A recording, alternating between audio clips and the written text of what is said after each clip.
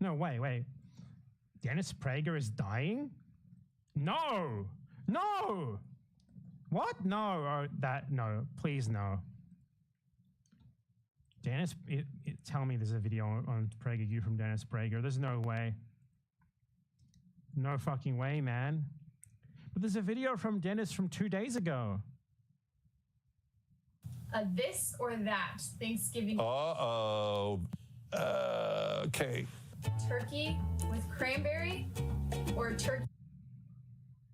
Okay, I don't know what the fuck this is. Praying for your healing 2 days ago. What happened?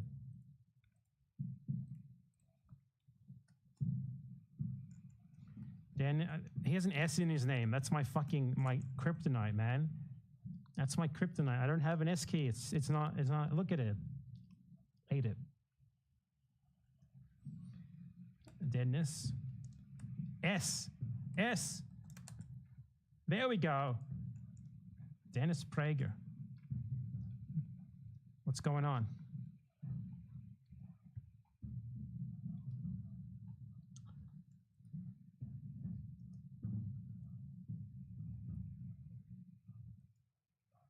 An update on Dennis Prager. Oh, something went wrong. Okay. Fuck you.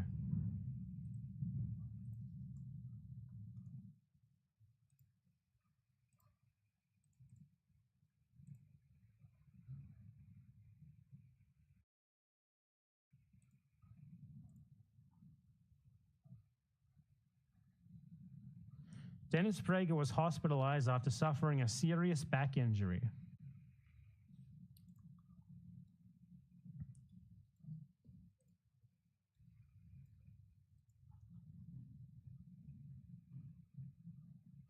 But then how exactly did he record in advance a Thanksgiving this or that? It's like the variation of the content on the PragerU channel is so weird. There's just like that. It's like if Dennis Prager wants to upload like a completely idiotic slop video, he can just do it. He gets the last laugh. Well, at least for now. Maybe not for long. I wouldn't be surprised to find that what actually happened to Dennis Prager was a liaison gone wrong with Destiny. After everything that we've been hearing about Destiny lately, it really wouldn't surprise me that he had also had relations with Dennis.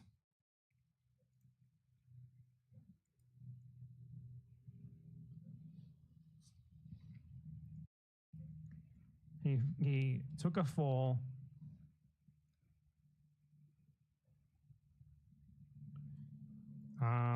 Is he dying or is he alive? The overall trend is positive. Patience is required. I'm very patient. I really hope for Dennis Prager to get through this, to survive and keep making fireside chat videos and keep funding the Prager University. Because without Prager, will there even be a Prager University anymore? This guy's a fucking internet legend. He should live forever. Like, Prager University basically started the careers of like 20 different YouTubers who made response videos to it. It deserves its place in the annals of internet greatness. It should never end.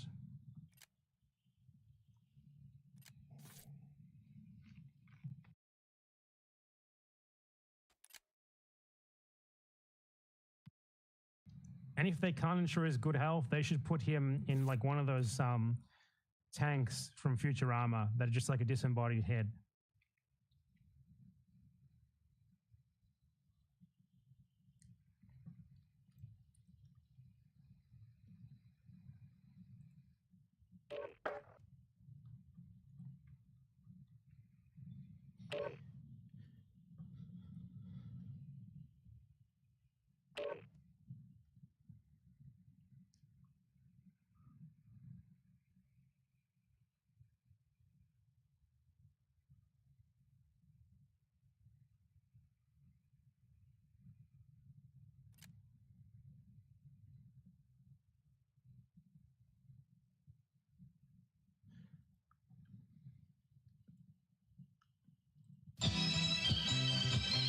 I didn't want to play that. Fuck off. Don't play the song.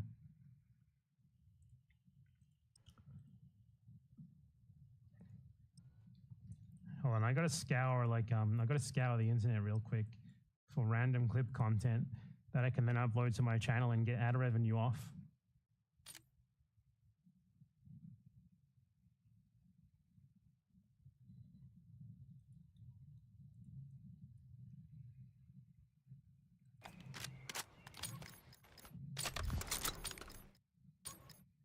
Domination. Secure the objective. Beginning capture. Taking B. Start how you need to. On the objective. Bravo is on.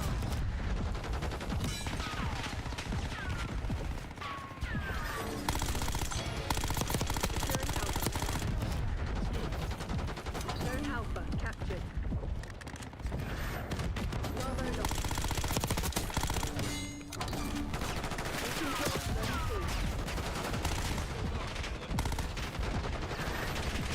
They're taking C. Standing by. Get a All UAV. enemies back.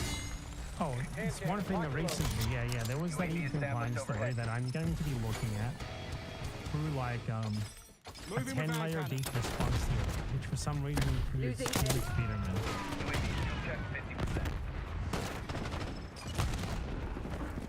Tag So, watchdog helo in my AO. Ethan responded Lost to Alpha. something. And he said, how dare you accuse me of being a Jewish supremacist, you scumbag, while sitting across to a Taking vile, Alpha. hateful, analyst hack like Krogan. So many clowns lying on my name. It's getting about time to pop out and show him. Why is he talking like he's a fucking rapper who's Taking about to Bravo get shot? underway. Bravo Because zone he secure. went too far in a feud or something. What the fuck, man?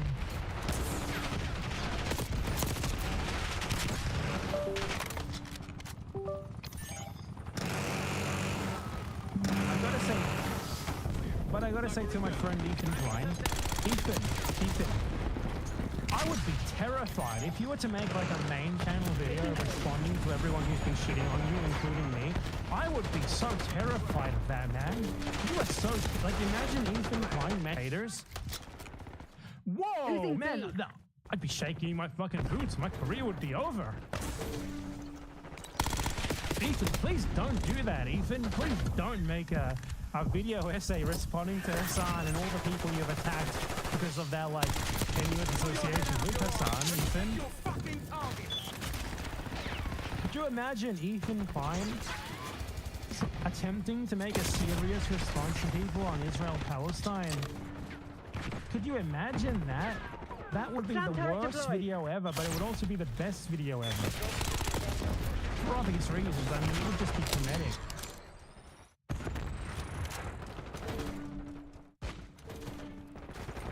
But no, I didn't. Ethan, ignore that part. That wasn't thinking. Okay, I was just saying that to, you know, I want to pull people in who, and I want to bait them into hating you because I just know that when you finally release the content you need to get into your favor, you can destroy them all forever. Ethan, please release the Israel-Palestine Hassan content. Ethan Klein, do it. Ethan Klein, please. We all need your video essay on Israel-Palestine. All of us, all of your detractors, we're shaking in our boots. We're so terrified. Oh. Please, Ethan, release the Hassan cut. Come on, Ethan. We're all terrified of, like, Ethan Klein when he gets his shit together and he how do you word it? Losing B. And he pops out and shows them. Oh man, we are going to be so fucking. It's gonna be done. It's gonna be over with. Yeah, Ethan Klein is someone who is definitely sufficiently intellectually endowed to make a serious video on Israel-Palestine. We are all extremely excited to see him do that. So please, Ethan, Taking Alpha. release the Ethan cut. Thank you. All locations locked down. Dig in and hold them.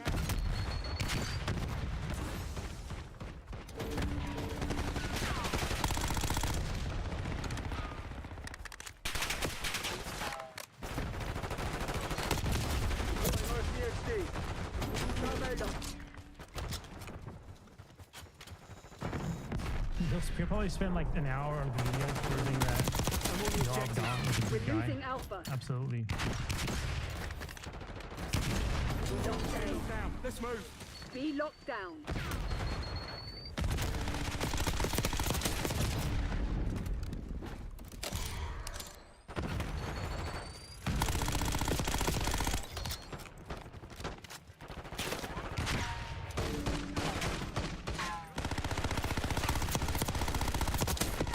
When I got cocky, didn't ya? Tiefling's line's gonna pop out and show him. It's gonna be over. He's gonna release his diss track on all his haters. Can't wait. Enemy RCXD detected.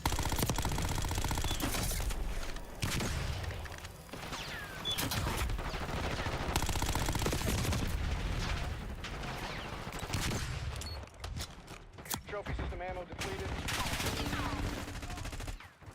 Losing B.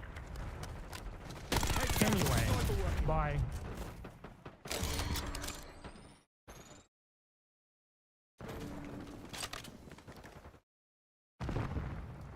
Hostile RCXD in your AO.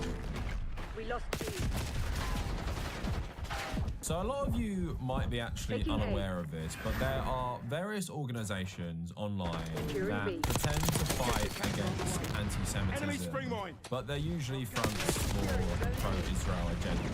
Now, obviously the Anti-Defamation League has been one of the biggest examples of this recently, Controlling where it Bravo. did have some degree of respectability, where its pro-Israel Enemy bias, RCXD. although obvious to a lot of people like myself, wasn't as obvious to everyone because, you know, they apologise for a lot of anti-Arab, anti-Islamic sentiment that they pushed in the past, but it's pretty clear, especially in the last year or so, that they are Losing A. completely pro-Israel. Even, you know, saying that Twitter has become a cesspool of anti-Semitism, which they are correct about, only to have a meeting with Elon Musk, who then declared more support for Israel, and then they're saying, nah, Twitter is actually pretty alright.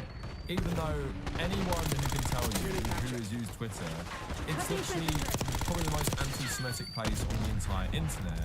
But because there's a lot of people on it who are pro-Israel, including the head of Twitter, Elon Musk, apparently the ADL don't have much of a problem with that. Even though he is Taking allowing Alpha. and he is actually paying people Losing Bravo. to be incredibly anti-Semitic. A couple of people on this list in front of us. Now, there's an organisation that has been like pretty masked off for a while, and that is Stop Anti-Semitism. And you might be more aware of this one Taking because Bravo, it underway. seems like they don't even really care about talking about mostly right-wing anti-Semitism, which is the real problem. On this, you have like Jackson Hinkle, right? Who used to be left-wing but is now a fascist. These people are not left-wing. So when we talk about like left-wing anti-Semitism, who are we really talking about? I can't think of any significant left-wing figure who was actually anti-Semitic. Of course, Stop Anti-Semitism was rabid against Jeremy Corbyn, who, of course, groups like this think is an anti-Semite. And that pretty much tells you everything you need to know about them. But they do something every year called the Anti-Semite of the Year. And surprise, surprise, a lot of people who've won it every year haven't been right-wing fascists. They have been left-wing Congress people. And last year, even more like gross than usual, they picked Rashida Tlaib, which we're going to read about in a sec.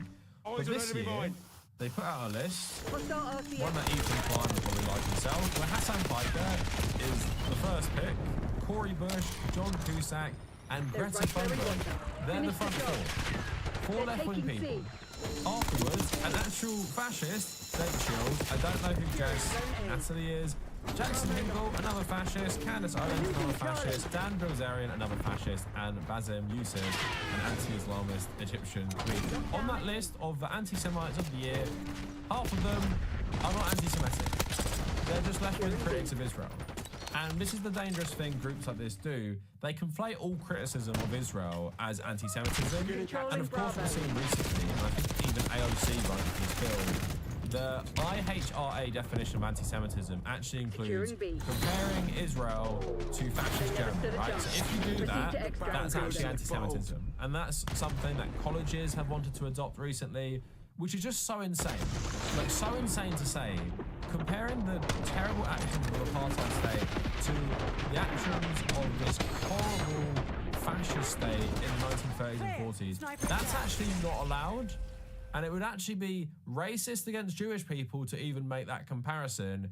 Even when, let's say, the Warsaw Ghetto and Gaza, you can make a very easy comparison between the two of them. So I want to talk about this today because it is absolutely insane. So here's their list, and I'm going to read you some of their justification for putting these people on. Like, obviously, a lot of them don't need any justification. Like, Jake Shields is just a fascist, right? So is Jackson Hinkle, the other people I said.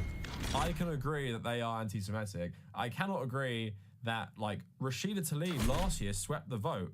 This year, 10 new Jew haters are competing for the dishonor. Help us pick the top 3 to be announced on December 15th. So for people like Destiny and pro-Israeli people like Ethan Klein, I'm sure Hassan Piker would top the list for some bizarre reason. But it says here, Hassan Piker, a Turkish-American streamer, uses his Twitch platform to glorify terrorism and spread anti-Semitism. After 10-7, Citation Piker defended needed. Hamas, denying atrocities. Despite violating Twitch's community guidelines, he profits while spreading hateful propaganda. Corey Bush has cemented a reputation as a staunch anti-Semite for a disgraceful voting record. Ties to Jew haters like who, and support for pro-terror mobs on campuses, again, framing the pro-Palestinian peaceful protest in universities as a pro-terror mobs. She also blamed Israel's apartheid policies for 10-7. Following her re-election, Bush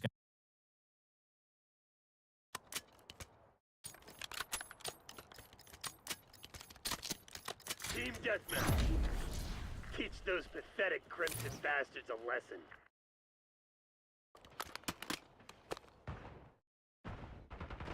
We got the lead. Now hold it.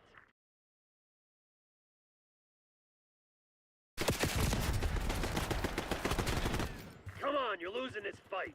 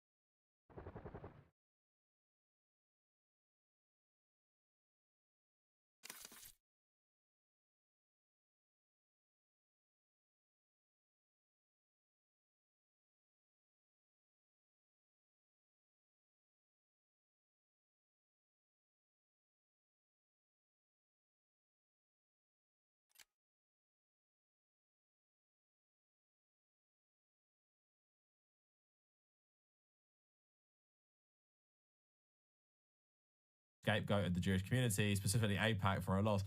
Is AIPAC the Jewish community? Like, how insane is this? A far-right Zionist lobby group, they're saying, is the Jewish community. Do these people honestly think this makes Jewish people safe at all? John Cusack has repeatedly spread anti-Semitic slander. His Twitter feed is rife with blood libel, conspiracy theories, and vile tropes, comparing Jews to white supremacists. Like, what is this bizarro land where you cannot make this comparison? Jewish people can be white. So you can be a white supremacist and be of the Jewish faith or the Jewish ethnicity. Yeah, sure. As an ideology, usually things like white supremacy don't include Jews, but what we're seeing in America right now, that sort of ideology does include them. And they're actually the heads of institutions in the government, especially with Trump, who push this stuff. Like Anthony Blinken, are you telling me that guy isn't a white supremacist, right? And how they're justifying everything that's happening to Palestinians. Of course you can make that comparison. It doesn't make you an anti-Semite to make that comparison about people like Netanyahu, Anthony Blinken, who do believe in this Western chauvinist supremacist ideology.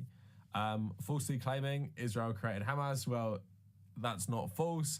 I mean, I'm pretty sure he probably didn't say that, but yeah, everyone knows that Israeli intelligence did help funding the early stages of Hamas to split the Palestinians against each other. Greta Thunberg has turned her climate activism into a platform for Jew hatred.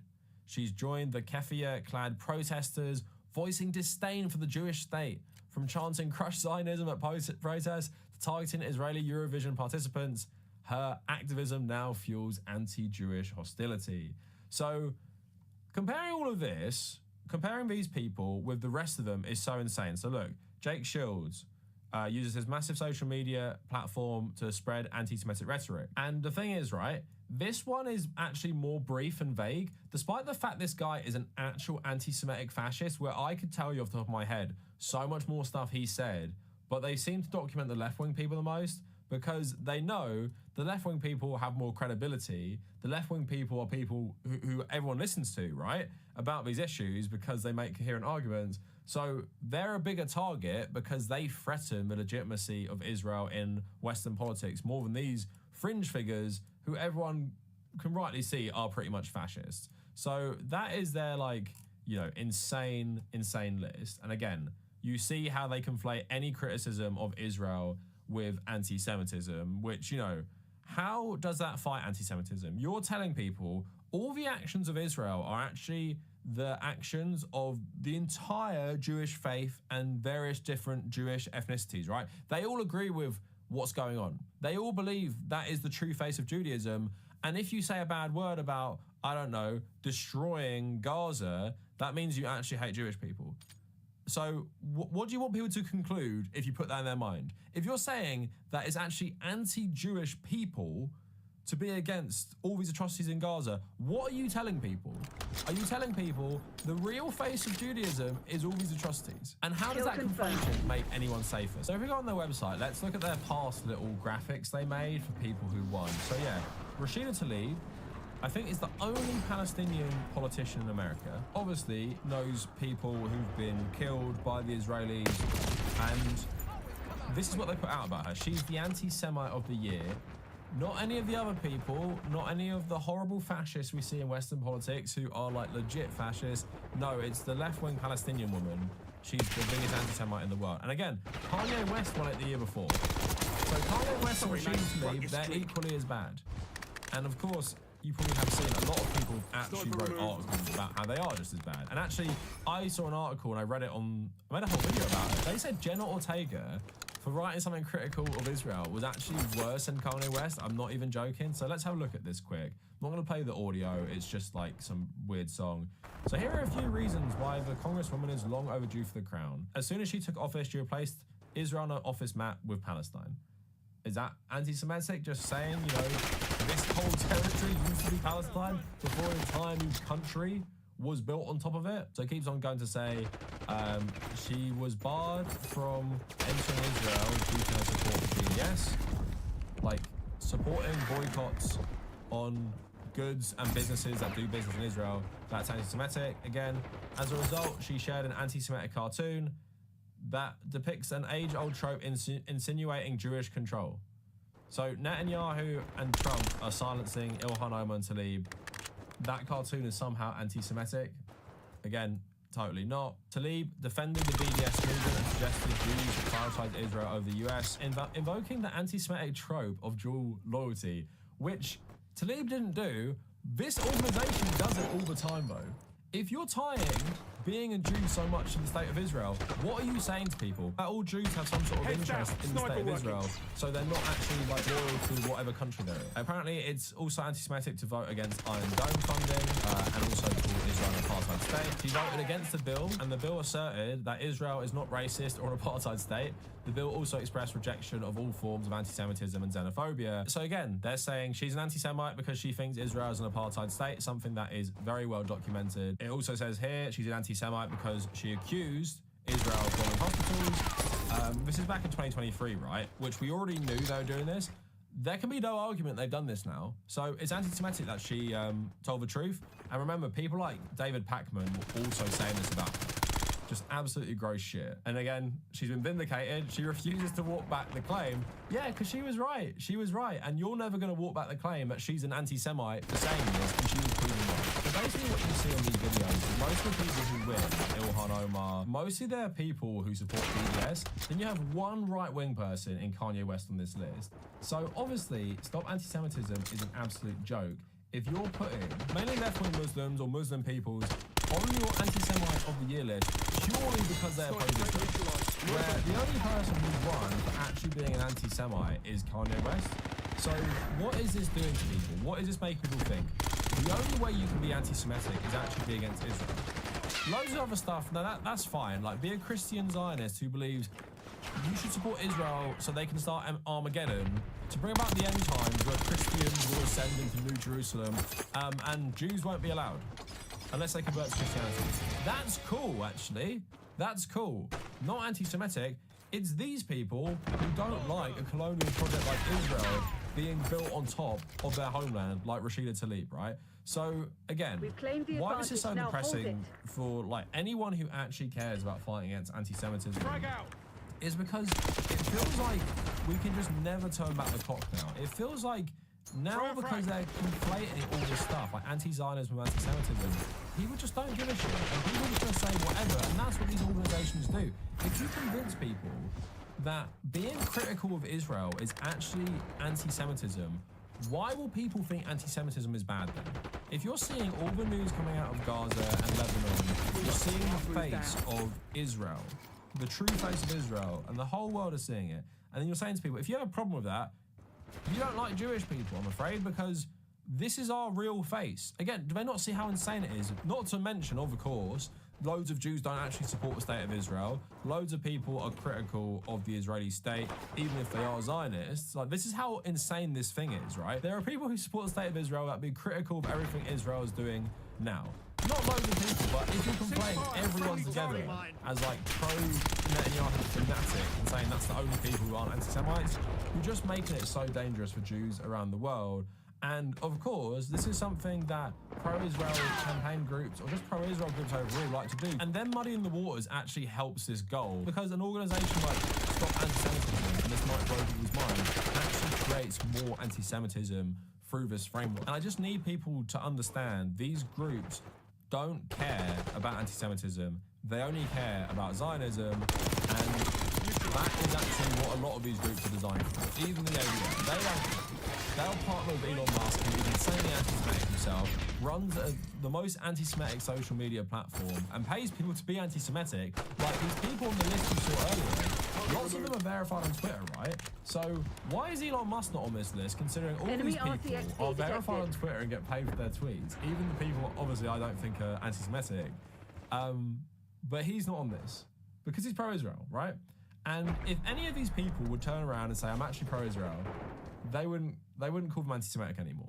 And that's just the gutter that is groups like this. And I actually remember, to end it, when I used to work in journalism, I wrote an article about COVID and how Israel wasn't allowing ventilators into Gaza hospitals, right? But these groups that like monitor the press, and someone like emails my boss calling me like an anti-Semitic racist for just reporting this thing that was being like well documented around the global press. And it just shows you how they like to scare people. And what they've done now is, you know, people just don't take this stuff seriously. And will they ever take it seriously again? And that's how much damage they're doing to the fight against anti-Semitism by continually conflating it with being against the state of Israel, which isn't actually anti-Semitic, but to groups like this, that is the only thing that makes you anti-Semitic.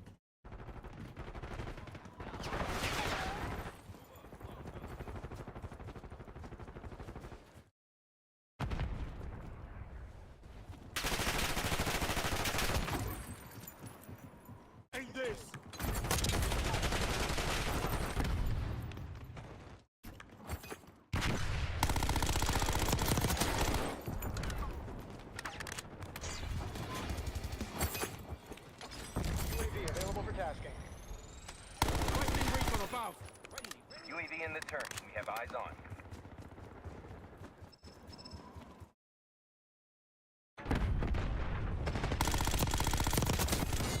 Five enemy spotted. UAV NPL 50%. Check.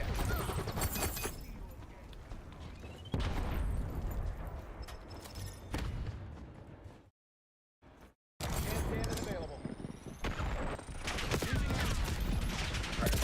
Request received. UAV exiting your grid.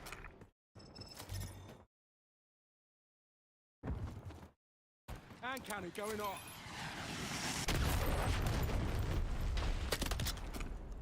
Moving with Feel that? cannon. They're about to break. Give them a nudge.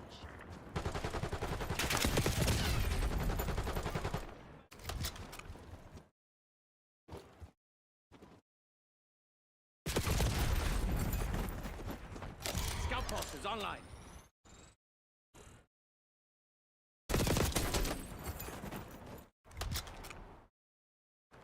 Eyes on enemy.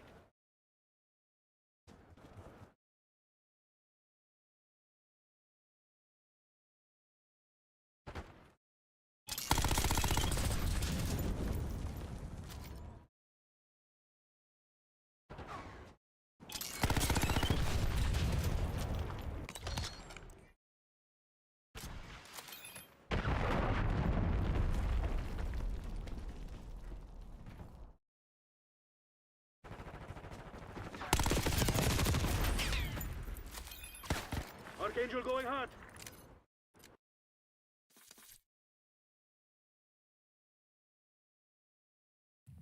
Yeah, I can hear you.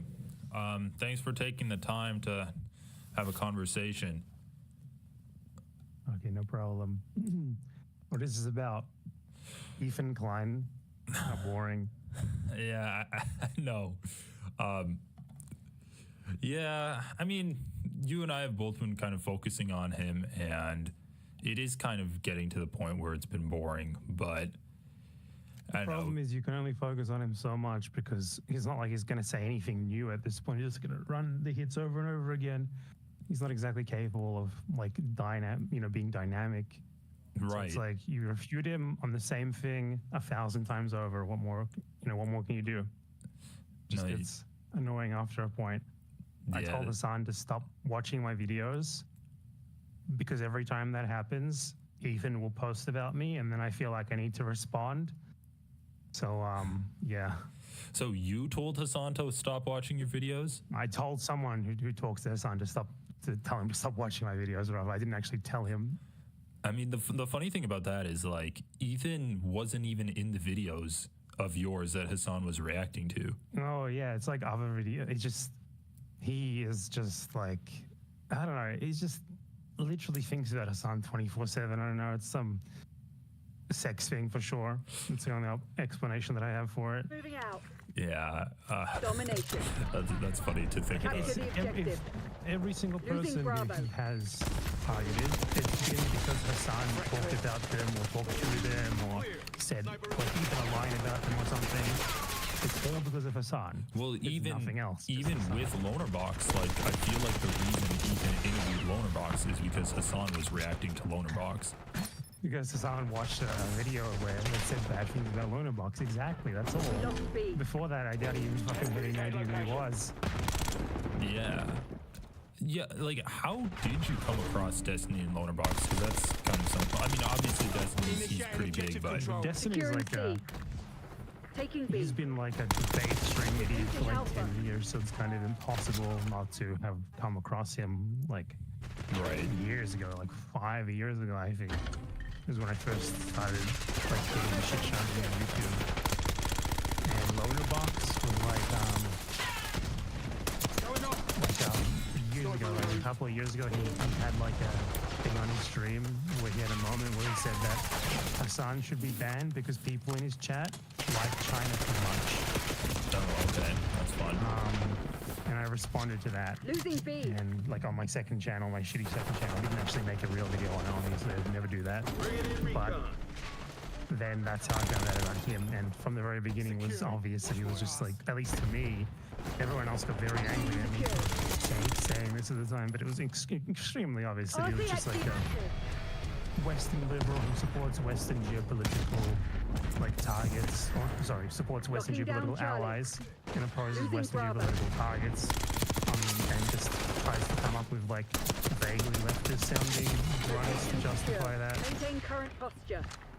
Yeah, like, I haven't really gotten too much into his politics. I think I'm gonna start watching a little bit more of his videos, but just from the interview that he's had with Ethan, like it, and the clips that I've seen that you've shown, it does seem like he's pretty much kind of It's way worse now than it was before. Oh, really? It's way worse now than it All was before. locations secured. But Hold your it's not positions. worse, it's just more obvious. Cover, Like, he's, requesting watchdog helo tag. like the thing, I had like a They're feud with taking him like C. 2 years ago because We're there was losing Alpha. this Israeli Get the eyes on the side. YouTuber, an anime avatar. Oh, really? So, like was making videos, whitewashing the Nakba and stuff like that, and like talking about like just being like a generic Israeli liberal, with Israeli liberal Zionist. Losing B. And he like defended her and said that she was an awesome voice for like the Palestinian cause and Losing stuff. A. And to me, it was so fucking obvious. Like, Taking Bravo. Underway. it's the sort of thing that like the liberal Zionists talk about, where it's like, I support gay rights, I call people humans, blah blah blah. But we have to maintain a Jewish ethnic majority here, and also we can't give them anything back. It's she was basically saying Taking that sort of Alpha. thing, and I saw that, and it's like I recognized it immediately. So you Loyal Buffy jumped to her defense. Oh yeah, so you were like I calling made a for couple of her. videos on that. Yeah, I made a couple of videos on that because she was getting boosted by big creators as well, like Taking A. Vorsh, maybe Destiny as well, but Vorsh had her on. Oh yeah. And I was wondering what that video you shared with me was. Vorsh invited Securing her Zone onto A. his stream, and he suggested to her that she stop calling me an anti-Semite. Securing Alpha. Oh, okay. I'm gonna have to watch that video you shared with me. We're losing 'Cause I'm super Charlie. curious to see that conversation that Bosch has with her. That's a guy who said like a year before, like Dig in and hold them. I don't know how familiar you are with this fear that you're inadvertently getting yourself involved in here, but Yeah. it's people who define themselves based on their opponents more or less, more than anything else. So Vorsh is someone who years before that said that Israel should be nuked, for example. But because he disliked me, he was happy to like invite like an out Zionist onto his stream and like help her to lick her wounds a little bit. And basically he just dislikes you because you made some videos about him in the past. Or like, is there anything remember. more than that? Vorsh's fans like just hate me, and Vorsh hates me as well. I don't even remember what it was. I think it was like literally like 4 years ago. Like he was he made a video like justifying voting for Joe Biden, We're losing Alpha. quoting Lenin and stuff, and I made a response to that, and it escalated from there. Someone's got to start the Yeah, I think I Taking saw C. like I think reacting to a debate you did or something on his YouTube channel. Losing A. it was probably a loner box debate neutralized. because Yeah, it was. I was like an unperson from Vorsh. Like he does not mention me because if he does, it increases the risk that people seek out the things that the videos that I've made about the stuff that he said. So you've debated Lonerbox before, like live and in person, not just video to Yeah, like video? 2 years. No, video, like stream debate, Securing not in C. person. Oh yeah, 2 but years like ago. live at least. Yeah, like he was like RCXD moving out. defending liberal Zionism basically, and apparently until Taking C. Israel started massacring tens of thousands of Palestinians Losing or Bravo. hundreds of thousands, whatever estimate you want to go with. No one noticed that he was a Zionist. And now, like, lots of people who go and watch that Losing A. debate tell me that they see it completely different right now. But, Yeah. it's like, We're losing Alpha. he had like tons Securing of people Charlie. on his side back then, just because they hated me, like Vorsh's community and stuff. So, Yeah, and We're it's ahead, like, but stay alert. oh well, Marshal he's Sister just no saying food. that 8 million Jews Knocking should down Charlie. leave Israel. That's all that he's saying. It's kind of yeah, that's literally all I like. It's like they try to Securing make Charlie. everything about like, well, what about the oppressors, right? They try to make everything a question of, say, okay, so you think Palestinians should be liberated? Does that mean you think that 8 million Jews should all die? yeah. Great Like, authorizing they UAV just try to change the grounds of the They were discussion. already there. What about the rights of the oppressors? And it's like, okay, these people cannot be liberated until you present us with like a 12-point plan for how you're going to ensure that the people they have oppressed for the last 100 years don't hate them. Yeah, I went back and I watched Ethan's debate with Hassan, and it was that like leftovers episode that wasn't a leftovers where like they called in and Ethan had to take that crying break. And going back and re-listening to that is super telling because Ethan's entire position is if you stop oppressing Palestinians, that will make Israelis feel like they're in danger, and you can't It's the have that. Confederate slave owner argument. Right, it's exactly that. And I made I made a video that I posted today, and I basically said the exact same thing. Like, are we going to ask the white people, the white slave owners, how they feel about liberating slaves? Is that? Yeah, I mean, you've reacted to Ethan just as much as I have. Is that kind of the impression you get of his position? no, it's not just his position. It's the generic sort of Israeli liberal position. They try to. It's just a complete reframing of the issue. It's a dishonest tactic, obviously. It's changing what you're talking about completely from we should liberate these people to, well, what about the people who they're going to be liberated from? What about them? And they try to change the grounds of what you're talking about from, talking about Palestinians and the things that are done to them, how we can stop these things being done to them, how we can achieve justice for them, and into, but what consequences will that have for the people who are doing that to them? Right. Which is a ludicrous thing to even be talking about, honestly. Yeah, and Ethan tries to justify it by saying that it would be easier to uproot like the hundreds of thousands of settlers that are in the West Bank and bring them back to Israel and then have that like this whole separate but equal idea than it would be to just stop oppressing Palestinian people. That's essentially. Yeah, and I mean, I'm sure it would have been. It would have been a lot easier to keep black people in the Bantustans as well and just have like a two-state solution, in South Africa or whatever. But that's the thing. We don't want that. So the thing is, we force something on the Israelis that they don't want. If they don't like that, well, okay, just leave like a lot of the South Africans did. Kill confirmed. Yeah, and that was probably the grossest part of Ethan's conversation with Lonerbox. When was that? Last Monday or this Monday? How they said that what's happening in Palestine and with Hamas is nothing like what happened in South Africa with the ANC, The lead is on. because the ANC, they were not violent terrorists. They only targeted infrastructure.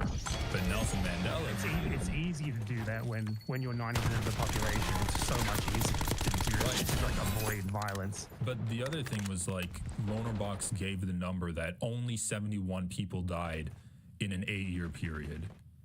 And 100% sure that's not correct. but even so, like I looked up the numbers, and in the 8-year period between 2015 and 2023, like about 150 Israelis died. So like the numbers are analogous to what was going on in apartheid South Africa, and they still want to kind They of. were only talking about one side. I thought that was like both. Maybe it was both sides, but it's still pretty relevant if Lonerbox is trying to make the argument that the ANC was not as violent as what Hamas is in Israel. You can still look at the numbers and be like, okay, well, Hamas only killed like 150 Israelis before October 7th over the course of 8 years, and you're trying to make the case that Hamas is so much more violent and bloodthirsty.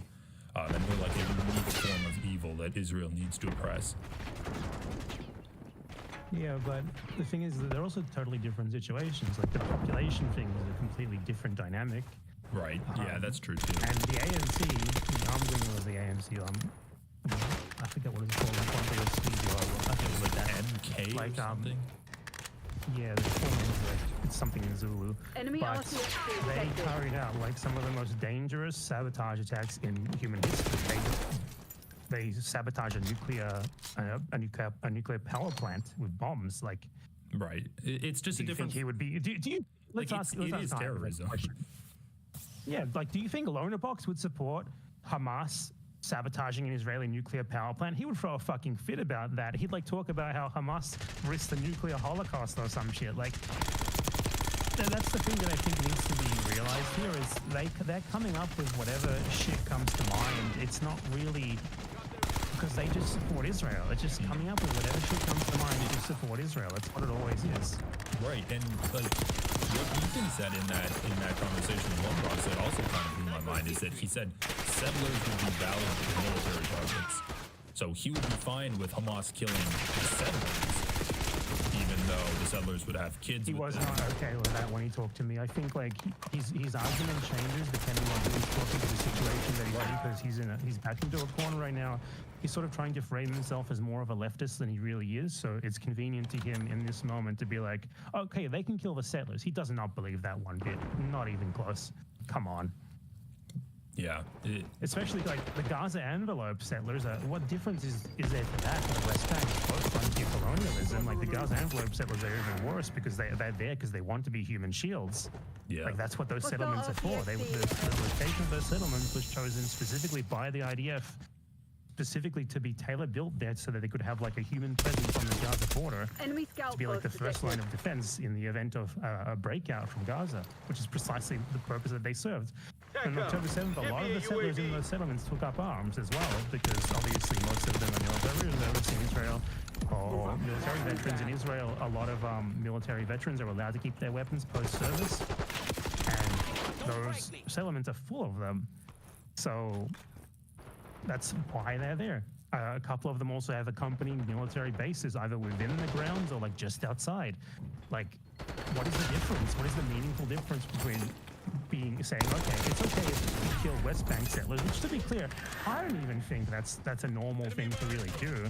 Maybe the ones on the very front line, but you know, beyond that, Right, and even then, not necessarily just kill them, but like you do need to make yeah, I mean, the point isn't to kill them for the sake of them. The point is to get them out. Right. So to make them leave, which is totally valid. I mean, you know, that was the purpose of like Indian raids, for example, in the 19th century US. They were raiding frontier settlements not because they wanted to just kill people there randomly, because they wanted them to fucking leave. Yeah, exactly. And that was the way they had available to them to try and get that to happen.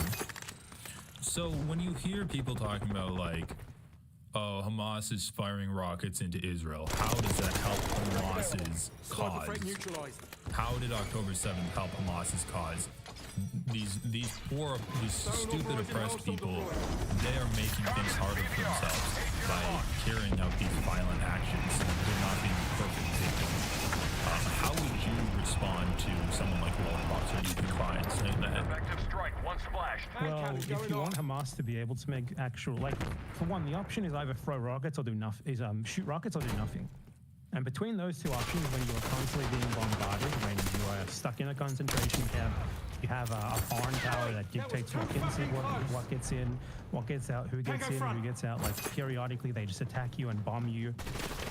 It's like, what are you supposed to do? You are a guerrilla group with incredibly limited options available to you. And one of the options that you have is that you can fabricate these incredibly low-tech rockets that you can just sort of dumbfire out of the prison that you're stuck into. And do they have guided missiles? No. If you want to use the guided missiles, I'm sure they might use them to target military targets, but it's not really an option, is it? Mm-hmm. I mean, you think they, like, if they had the option, they wouldn't rather shoot a bunch of missiles at, like, the Mossad headquarters or something? They don't have that option. And Norman Finkelstein talked about this once in one of his books. He brought up the concept of international law of belligerent reprisals, which is that you're allowed to violate international law in certain circumstances if you're retaliating, like, in kind, in the way that you are being attacked. And given that Israel makes plenty of indiscriminate attacks against Gaza, why the fuck did Hamas not make indiscriminate attacks? Technically indiscriminate attacks. I mean, it's not like it's intentional, right? It's not like it's like, yeah, they're like sitting there like making like evil villain voices saying, okay, we need to fire these rockets that are dumb at them specifically because we want them to hit shit randomly. It's not that. They're using them because it's all they have. And it's like, either they do nothing or they at least do something in response. And doing something as a response is objectively better. So the thing is, Lonabox wants him to do nothing in response, obviously. That's the whole point for him. His problem is not the targeting, it's that they're attacking back at all. Yeah, and I agree. I feel like at this point, like, they've tried diplomacy, they've tried pushing for independence on the global political stage, they've tried peaceful protesting, and at this point, there is no option left for Palestinian people. It's either do nothing and get slowly ground out of existence, or have these sporadic bursts of violence to let Israel know that there is still a pressure being used to push back against their colonial expansion. That's kind of the way I look at it.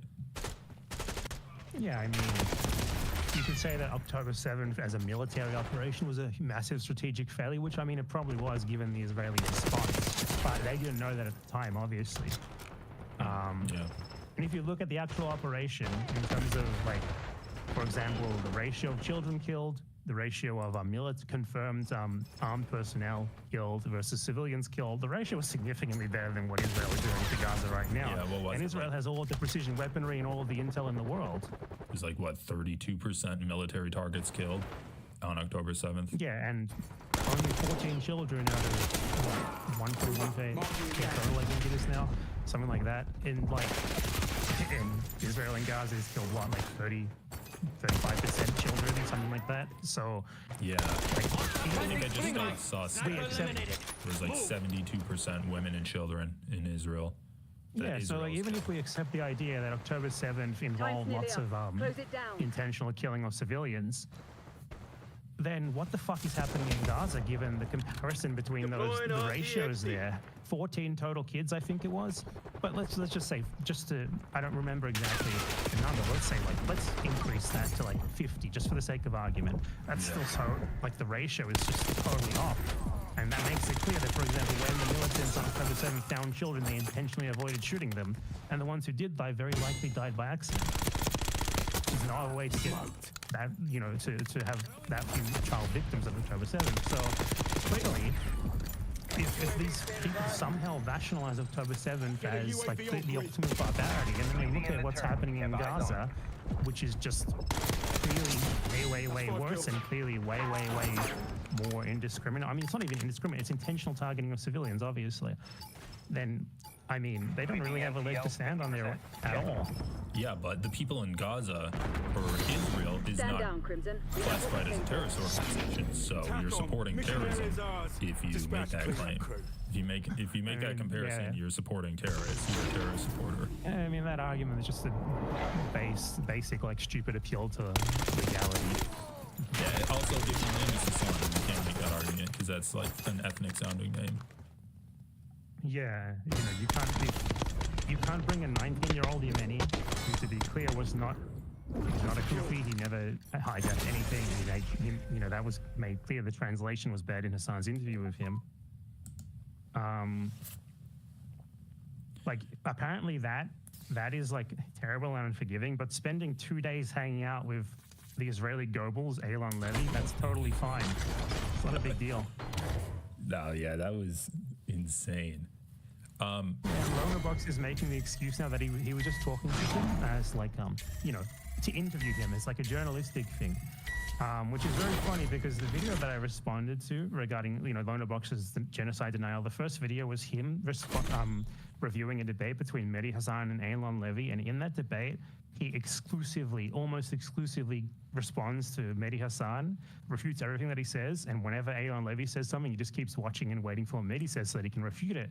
So it's not like he disagreed with him. Yeah. Like, they're one and the same.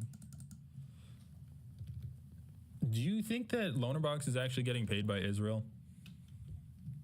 I think the trip was almost certainly Well, the trip was probably paid for by Israel. Right, that was paid something that hasn't. I was going to cover this on my stream tomorrow, but I'll give you the exclusive. Right. Destiny got in contact with Benjamin Netanyahu's cousin in March, which was What the before the trip, I fuck? believe. Destiny had Benjamin Netanyahu's cousin on his stream. They talked for like an hour. His cousin? That's crazy. And then magically, a few months later, he and Lonerbox are in Israel, and they have access to all of these Israeli state propagandists. They have like free reign to go wherever they want in Israel. You know, there's no scrutiny of them at all. Which, like, if I tried to enter Israel, like, I would be deported immediately. Like, anyone who's meaningfully anti-Israel cannot get into that country. Right. I mean, or they'd let you in, and then you just want to leave, essentially. Yeah, I mean, it's They might pretty get like Israel does this all the time. I don't know if you know this, but for Let's see example, what I'll you're link you made an of. article right now. Maybe you can forward it to your fans or whatever. But there was a scandal. Well, not really a scandal. It was a social media thing. The actual news outlets just ignored it in Australia of journalists from Australia who get invited to Israel for like all expenses paid tours and stuff. And it is absolutely like Israel does this all the time with journalists. Like they invited Ollie London, for example. That's a funny one. Ollie London, you know, the guy, the trans-Korean guy. Yeah. And they gave him a nice press vest and took pictures of him so that he could feel like he's a real journalist. They do this all the time with everyone. There's no reason for us to suspect that they would not see the direction of these people's content and then be like, okay, guys, come here. We'll help you out. You know, we'll at least help you. You know, we'll fix this stuff for you. And you know, when the Israeli state is working on your behalf, when even not even you don't have to be the Israeli state. Like Birthright, for example, just to start an example here, Birthright is a private organization. It's not actually the Israeli state. Like Israel has a ton of like parastatal organizations that work on behalf of the state as well. It doesn't have to literally be the Israeli government, but they undoubtedly got help from one of those organizations or from the state itself. There's no other way they could have done literally dozens of different Israeli propagandists like that and been given free reign to go wherever the hell they wanted, including the West Bank. Right, because wasn't Elan Levy like the official spokesperson for the Israeli government? At the time, he had been fired, but he's definitely, he still obviously has his contacts and stuff. He's just not working in an official capacity anymore. He was fired because he kept responding to David Cameron on Twitter. Like, and the UK government asked Israel if his statements are official Israeli statements, and then he got fired for it. Oh, okay. So he was just almost horny posting on Maine with for like, genocide. Like he's a spokesman, and he was acting like he was like a vigilante or something for Israel. He went a bit too far for them. Going too far for Israel. That is an impressive dedication to the cause of wiping out the Palestinian people.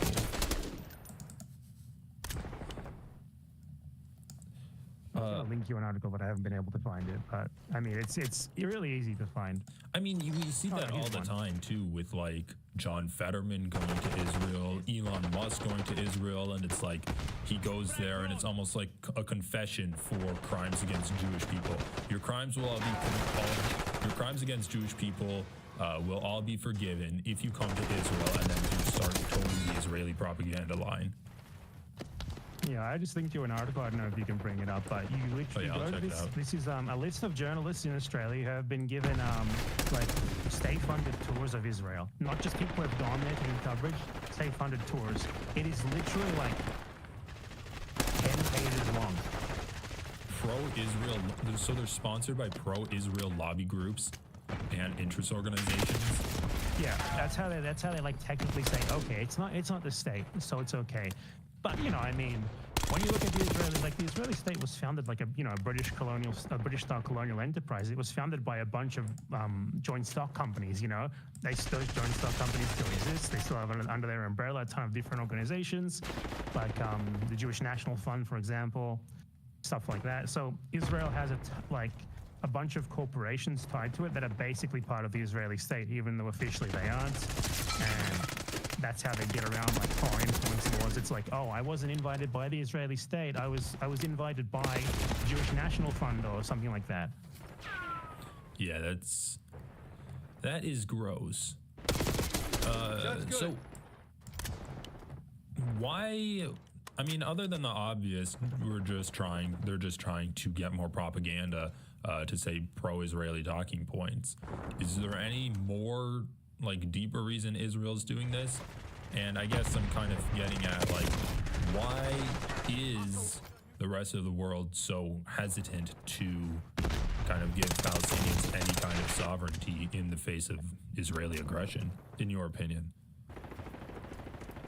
Well, I think like the official stance has been a two-state solution of like all of the Israeli ally countries, though.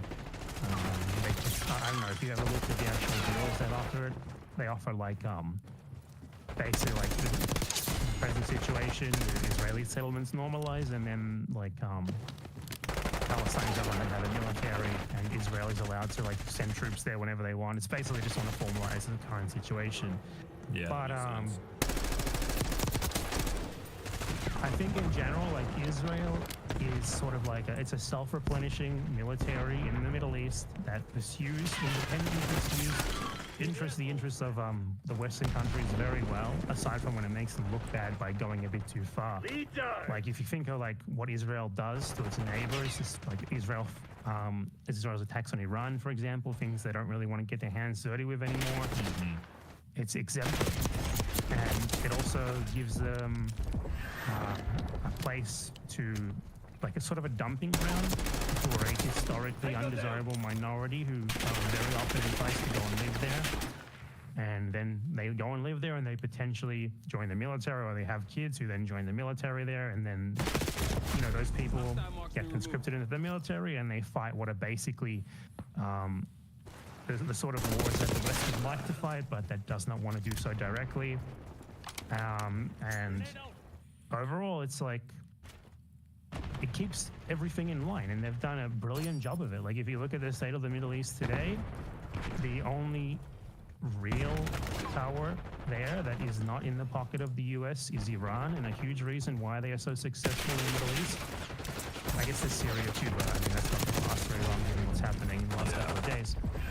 But and that's also, you know, the only reason why Syria has survived against, you know, I'm not saying survive, right, but the only reason why there's still a government in Syria that is against the US is because of Iran.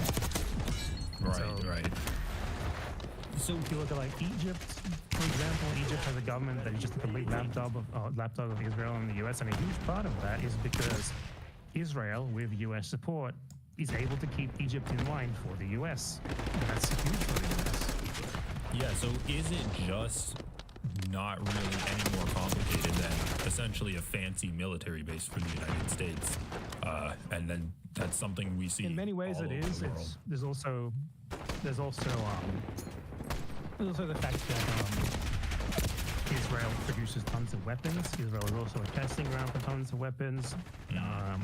Buys tons of weapons, subsidized weapons. It's the big part of neoliberalism. The shift to neoliberalism is governments basically creating demand themselves for private companies to then compete for.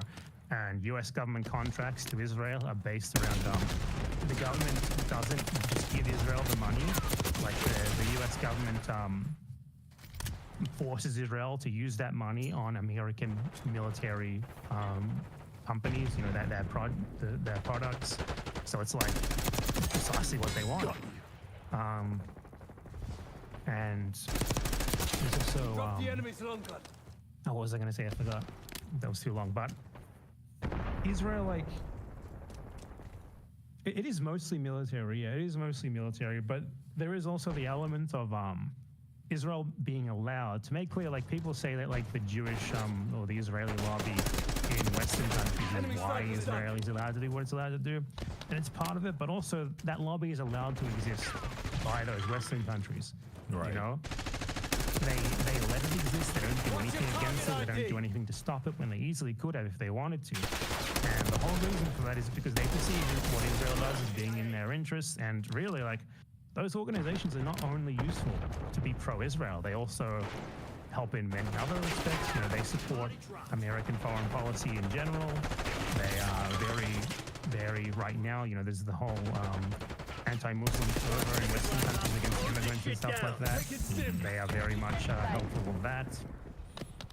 Yeah. So overall, it's like a very mutually beneficial relationship. And there's many aspects to it in which it is mutually beneficial.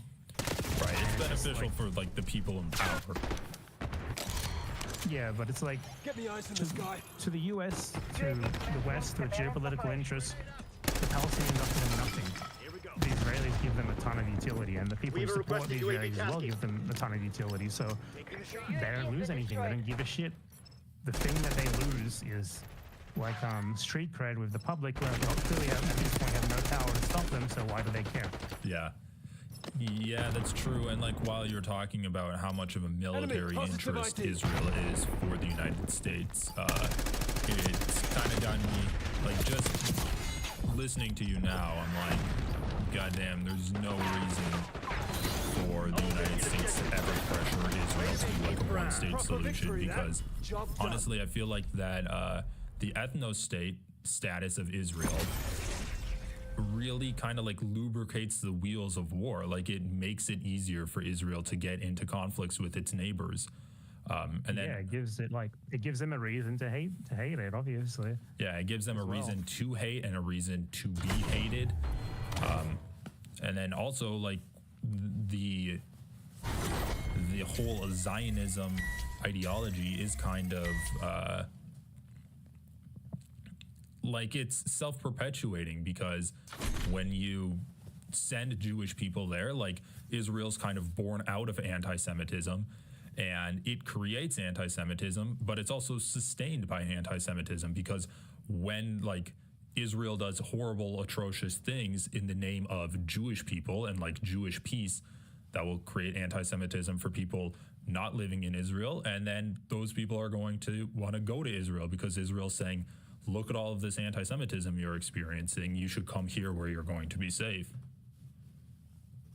Yeah, precisely. I mean, it's self-perpetuating in every respect. Not just like there's that, and then there's, you know, the way that Israel just Israeli troops basically do in the Middle East what the U.S. troops, especially after Iraq, can't do anymore, because the public wouldn't be up for it anymore. So it's very beneficial for them in, you know, the twisted logic that they have of what's beneficial for them. And yeah, I mean, I don't really think there's that much more to it. A lot of people like to say that it's like, you know, sort of the tail wagging the dog sort of thing, where the pro-Israeli lobby in the US and the rest of the West makes them support Israel. But no, I mean, it's a cold calculation. The Israelis do stuff for them. What do the Palestinians do for them? Nothing. Why would they possibly care about Palestinians? Right, yeah. I mean, when we look at examples of like resistance groups throughout the world, like the IRA in Ireland and the ANC in apartheid South Africa, a lot of the times it does require like international pressure to support those resistance groups so that they do end up getting sovereignty and are able to represent themselves. I mean, do you see a scenario where Palestine gets any sort of sovereignty? The current situation with Trump is, it seems like the Israeli right will like push for annexation. And honestly, if that happens, it's better, because this creates a massive demographic problem for Israel that they have been putting off, where they want to annex the West Bank, but they don't do it officially, because then you have all of these people in your country who now technically will be almost outnumbering you in terms. And then what does that mean for the so-called Jewish state? What does that mean for that? Keep it that way. Right, before October 7th, before October 7th, I was just gonna say, like, in terms of demographics, if they did annex Gaza and the West Bank before October 7th, I think it would be like pretty evenly split between Jewish people in Israel and like Palestinians or non-Jewish people in Israel. So it'd be like pretty 50-50. They don't want that because like the talking point of the right wing is let's annex blah blah blah, and then the talking points of the like liberal Zionists, who are right wing as well, obviously, but within Israel they consider themselves not to be, is no, we can't do that because there'll be too many Palestinians, and then we'll have to either kill them, we'll have to do apartheid where they're not citizens, or we'll have to let them vote, which will then ruin everything about our country, because they will vote for themselves, and then we won't have a Jewish state anymore. Yeah. So getting that contradiction in the field of play, given that the West Bank is already annexed already in every single practical measure, except like officially, like making it official would cause that sort of demographic crisis in Israel, like the fear of the demographic crisis in Israeli society, which would, you know, obviously they're not going to give them citizenship. What they're going to do is make the apartheid way more undeniable than it ever has been before, given that this, you know, they would be literally living in Israeli territory at that point officially. Yeah, there would be no more excuse of but in the Hamas. West Bank they do apartheid. And You're falling behind, that would Crimson. probably make it untenable for at least some of Israel's allies to keep supporting it, like the ones that, you know, at least have some like, you know, like if you look at like France, for example, it's a very weird France. Like Macron Enemy at numerous RCXD points has been detected. like, you know, you can't just keep killing kids. What the fuck are you doing? And the next day, you get like a completely contradictory statement out of someone else in his UAV government or established something like, overhead. you know, France recently said they don't want to enforce the ICC warrant. It's like, but like one of those countries, like France maybe, or some other country that is like supportive of Israel, but not like on the level of the US or the UK, might be like sort of forced into finally sort of decoupling from Israel if something like that was to happen. Yeah, and it's kind of a dark thought to have. It's almost like Honestly, it would not change the situation on the ground at all. It would not make things worse at all. that's true. And you're right. They're already basically like settling the West Bank, and it seems like they're starting to settle Gaza as well. So it would just be the PLO. official. The PLO is just a police force for Israel. It's like an outsourced police force for them. It's not Yeah, like that's a good point. you get rid of the PLO, you bring in the military. What's the difference? Honestly, all the PLO does is arrest Palestinians and hand them over to the fucking Israelis. Who cares? I mean, my fear is that they're going to annex the West Bank, they're going to annex Hostile Gaza, active. and they're just going to do an ethnic cleansing anyway. Like, They don't as have you any way said, to ethnic cleanse them too. they have not. In Wait, both cases, that's the thing. can They don't you, have any way to ethnic cleanse them too. None of the neighboring countries will let them do it. So it's going to force a demographic crisis on them. that's true. Yeah, that's a good point. And we'll see. I mean, we're kind of seeing that play out in the United States with the whole Trump wanting to deport all of the illegal immigrants. And it's kind of the same thing. Like, there's a demographic issue. What are we going to do with it? I don't think Mexico is going to play ball and just let Donald Trump dump everyone into Mexico. When I say demographic issue, I'm referring more to like the Jewish majority in Israel. They don't want to Enemy be UAV Their inbound. perception of an issue. Like, obviously, if you have 50-50 Muslims versus Jewish people, that's not a real issue in any sense of the word. But if you are Jewish, specifically one. Yeah, I mean, that's the whole problem with Israel. You know? A bunch of people migrated to Palestine, and then, you know, they declared independence with the people who already live there, and they just made one state. We wouldn't have this problem right now. The problem is they always wanted to make their own state just for them, and that's the root of everything. And now, you know, they like to say, oh, Palestinians hate us. How could we possibly have one state with them? Well, yeah, now they hate you.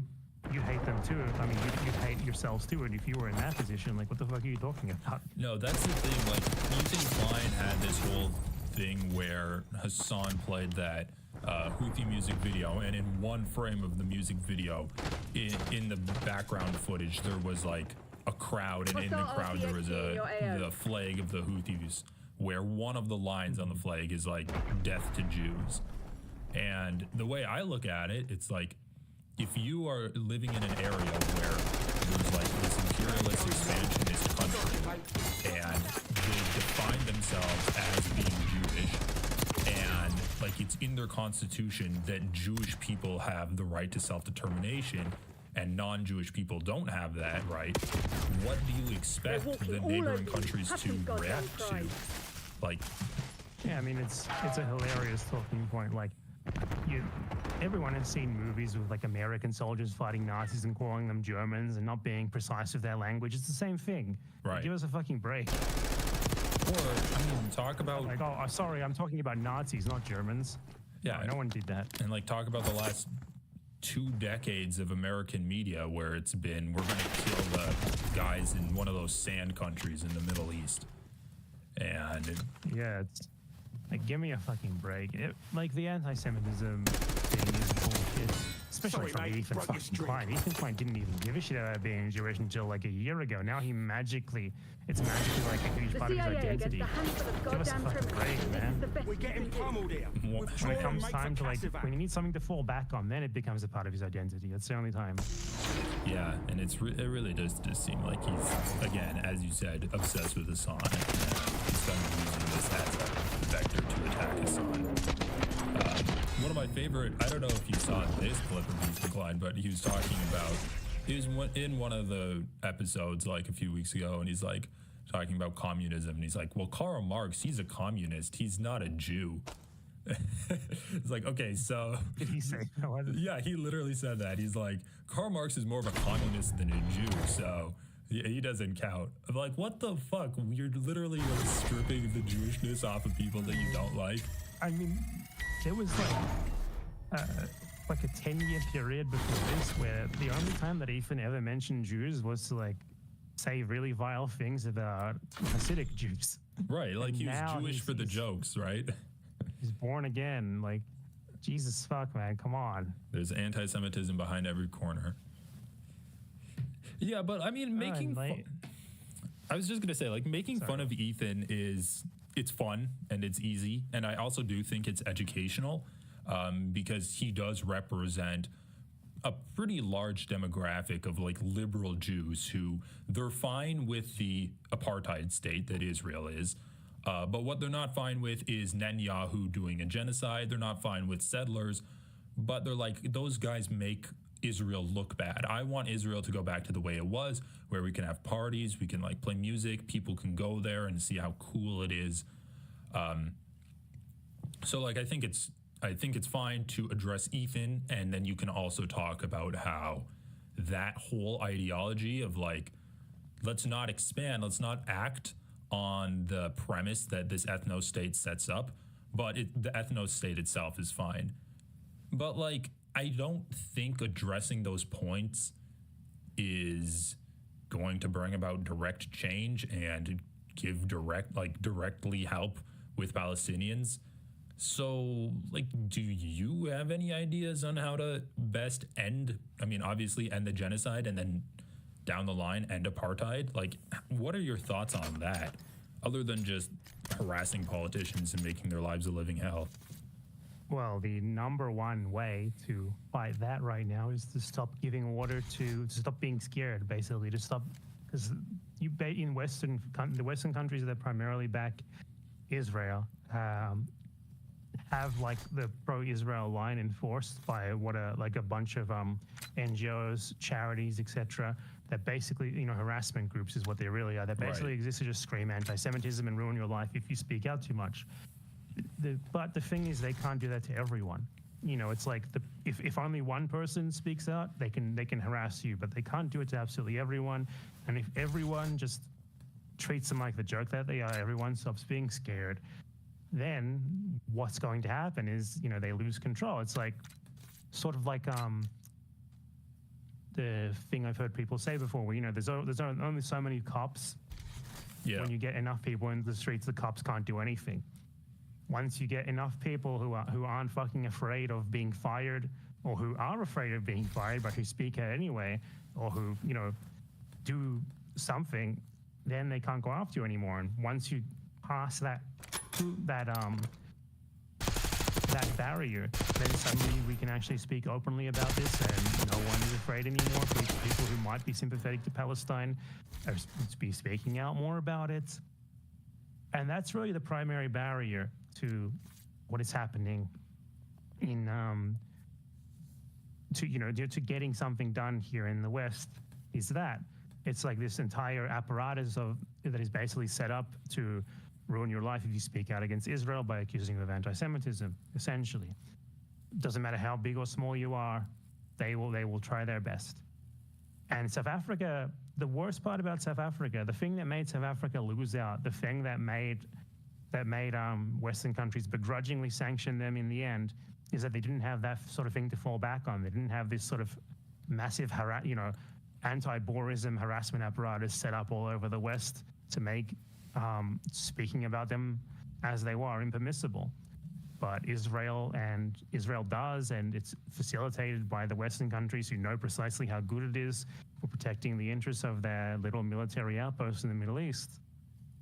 And things are changing now already. I can see things are changing. People are saying things that they weren't saying before.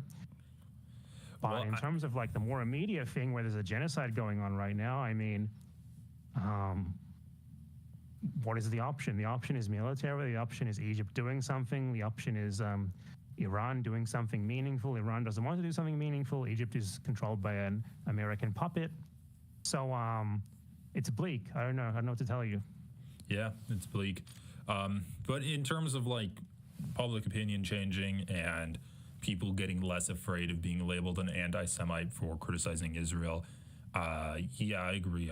I've definitely have seen a shift in online public sentiment. Kill confirmed. And I think like Classify last the AO week, the kill team. ICC arrest warrants, that was a huge tipping point where Israel's calling that anti-Semitic and people are just laughing in their face at this point. Daisy They're like, advantage now holding. oh, what?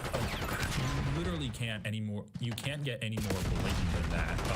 An arrest warrant sent down simultaneously to the leaders of Israel and the leaders of Hamas, and Israel's calling it anti-Semitic, and the United States is saying, well, they really rushed that arrest warrant. I think they should have played it slower, because that's a little Right, 'cause anti-Semitic. it took four or five times longer than the arrest warrant for Putin did. Right, exactly. And they weren't really lied on as well. Like, the prosecutor only submitted 2 specific attacks as examples of war crimes, which made the judges unable to make a ruling on extermination. So it's like, it was the shittiest filing ever, and they still managed to get like 10 war crimes charges in there. That's how bad it is. Yeah. And then now like 5 European countries have come out and said basically they're not going to enforce it. It's just, this is the world. Like, what can you do about it? Things that you're not allowed to say on YouTube, that's what you can do about it.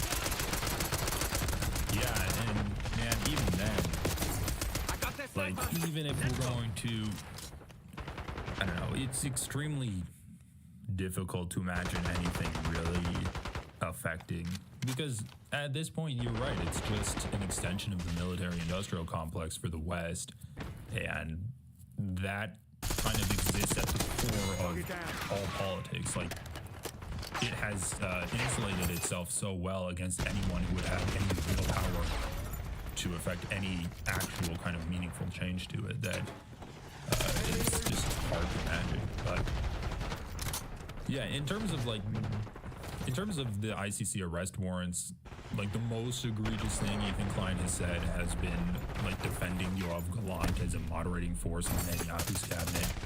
Have you made a video covering that? Yeah, at least 1 or 2. It was very funny. It blew my mind. I don't know. He even talked about that guy like he thought he was just a guy who had like a bad like N-word coming out moment or something. Like he said a bad phrase Just once. an edgy tweet. He legitimately did not seem to be positive of the fact that guy was like the architect. He was the guy who planned everything and told people what to do. He's the guy, everything in Gaza has his fingerprint on it. He legitimately did not seem to conceive of that fact. He just thought he was like a guy who said a bad thing once. It's absurd. Well, what blew my mind is, like, he doubled down on defending him in the video he made the next day. And Yeah, he's like, compared to Netanyahu, he's a moderate. Okay, I mean, compared to fucking Hitler, like, Goebbels was a moderate, man. Like, yeah, I know, it's insane. Also, like, he literally wanted to expand the draft so that he could have more soldiers to fight against Lebanon. How is that how is that an anti-war moderating force? Anyway, he's like, his whole idea was like, okay, we've killed enough in Gaza, we've ethnically cleansed enough people. It's time to put them into like concentration camps and stop, trying to kill Hamas. That's what he wanted to do. Yeah. Has Ethan sued you yet? I mean, what would he sue me for? How would he sue me? Harassment. He doesn't even know where I am. He doesn't know where to find out where I am. Sniper working. That's true. I feel like if he did, a lawsuit would not be far off. It would be very like, okay, I have no assets in any like Western country, so I guess good luck with that. Marksman in IO. Yeah, that was But, pretty. I mean, he could try to fit. Okay, I'd love it if he can try to find out where I live. Try to sue me where I live. He'd probably very quickly figure out that, like, I don't know, like, what would he sue me for? But let's say he sues me for defamation, and I let him win. I get fined like $30, so that's fine. I don't mind. Yeah. What was the first thing that he saw of yours that was like, oh my god, this guy is unhinged and I'm going to make videos saying that It was Hassan reacting to Hassan reacting. that was the first thing. But I feel like he had to know you before, because unless he just got a bunch He of definitely clips knew from me Destiny. before because I made videos of him. But yeah, I'm sure you know that he specifically attempts to avoid dealing with the facts, right? So he would never respond to me.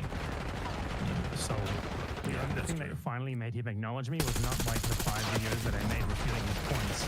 It was Hassan reacting to a video that wasn't even about him, that he's not mentioned at all. Yeah, it is weird. And then, so like, are you even on Twitter right now? Because the one thing that he had on you is that a real tweet.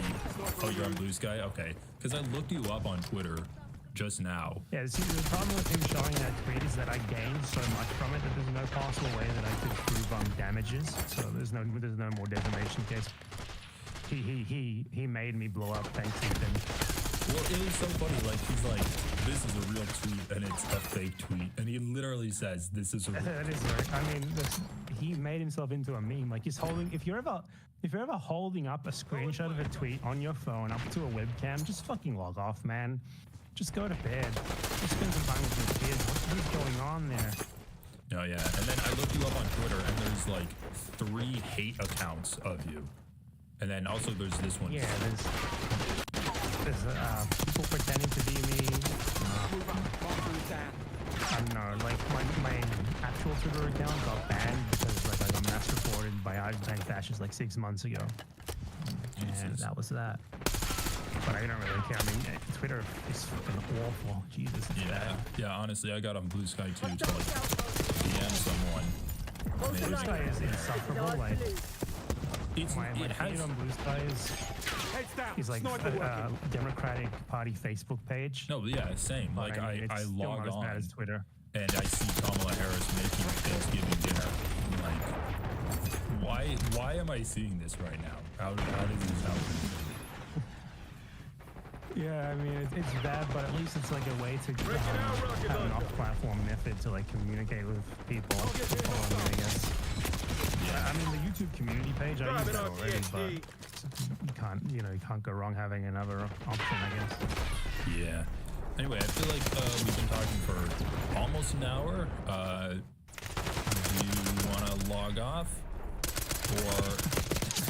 I mean, if you don't have anything else to say to me, but something that I was going to say... Yeah, go ahead. You made it look easy, Crimson. A bit of a tangent there.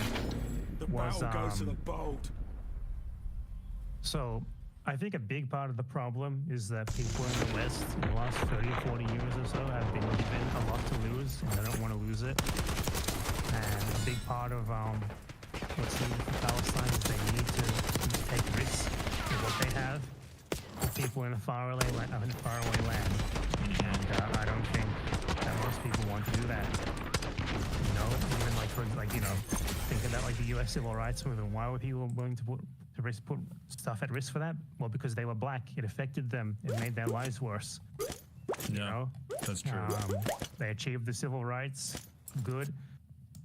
Great. But now it's like materially, can we rely on people to just be selfless and take the necessary action in their own countries for people whose suffering they don't perceive a negative effect on them from? Probably not. And there's lots of people who are still taking action regardless of that, which is great, but it would be so much more. It could easily be so much more, but it's too easy to ignore. The economic system in the West has successfully given. That's why, like, if you look at like Europe, for example, most of the people who are protesting for Palestine are recent immigrants who don't really have much to lose yet. Yeah, that makes sense. Like first generation immigrants and stuff like that. So it's a very difficult question to solve. Like, how do you get people to put the necessary pressure on their governments more than they are doing already to force them to take action? In this case, I don't think it's particularly a problem with that. I think it's in any other case, those governments would have already changed their stance. It's just because it's Israel that they haven't, specifically because it's Israel. Yeah. Israel's like the holy cow for them. It's too important for them to just give it up. Yeah, you're right. And you're right about like it's too easy to ignore. Just kind of this last You know, that's not cycle. to. Oh yeah, go ahead. Yeah, I don't want to like denigrate the people who have done stuff for Palestine. Like people are turning out in huge numbers and stuff, but it's still not enough, you know? Like when you look at the protests against the Iraq war, those were significantly bigger than anything that we've seen for Palestine so far. Right. And I think part of that is because there was the perception of this would hurt us, you know, we would go there and our soldiers would fight them, it would cost us money, stuff like that. In Palestine, you know, people know that the US and the West pays Israel and stuff, but it's really a tiny amount compared to what they paid for Iraq, for example.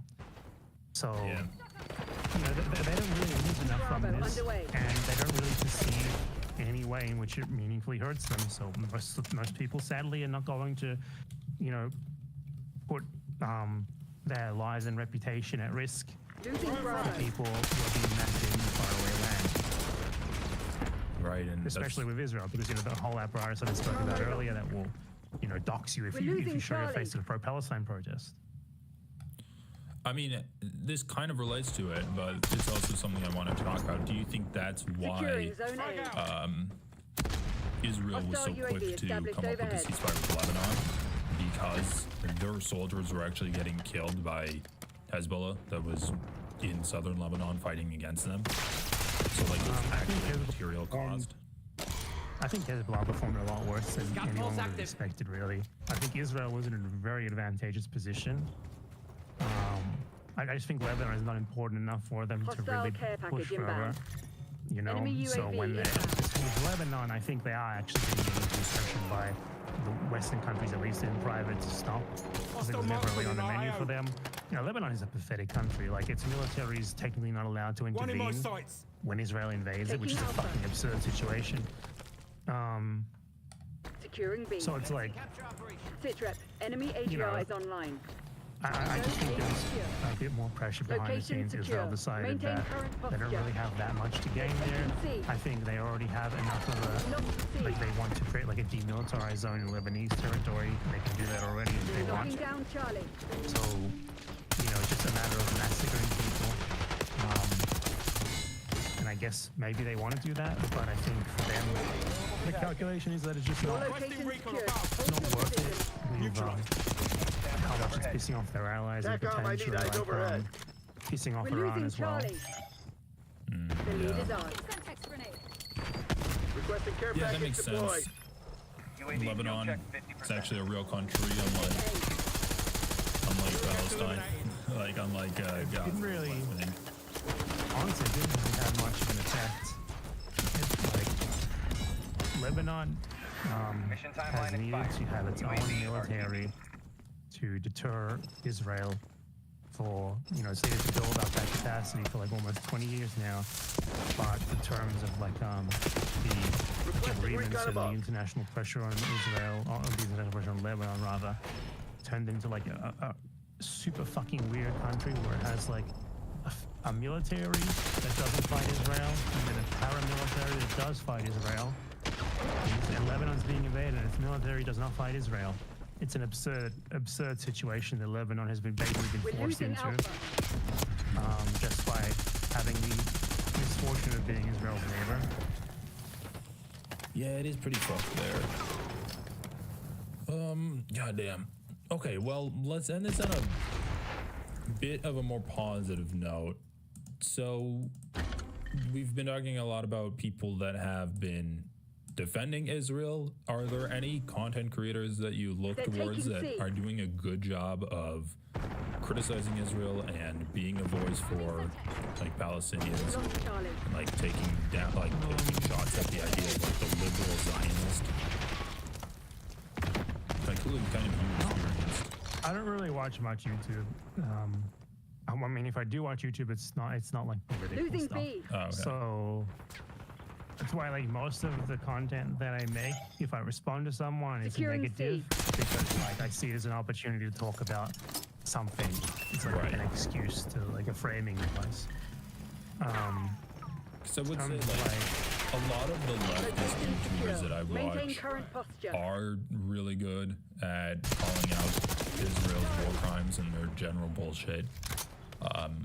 But then there's also guys like David Pacman who, whenever they talk about Israel, they're usually defending it.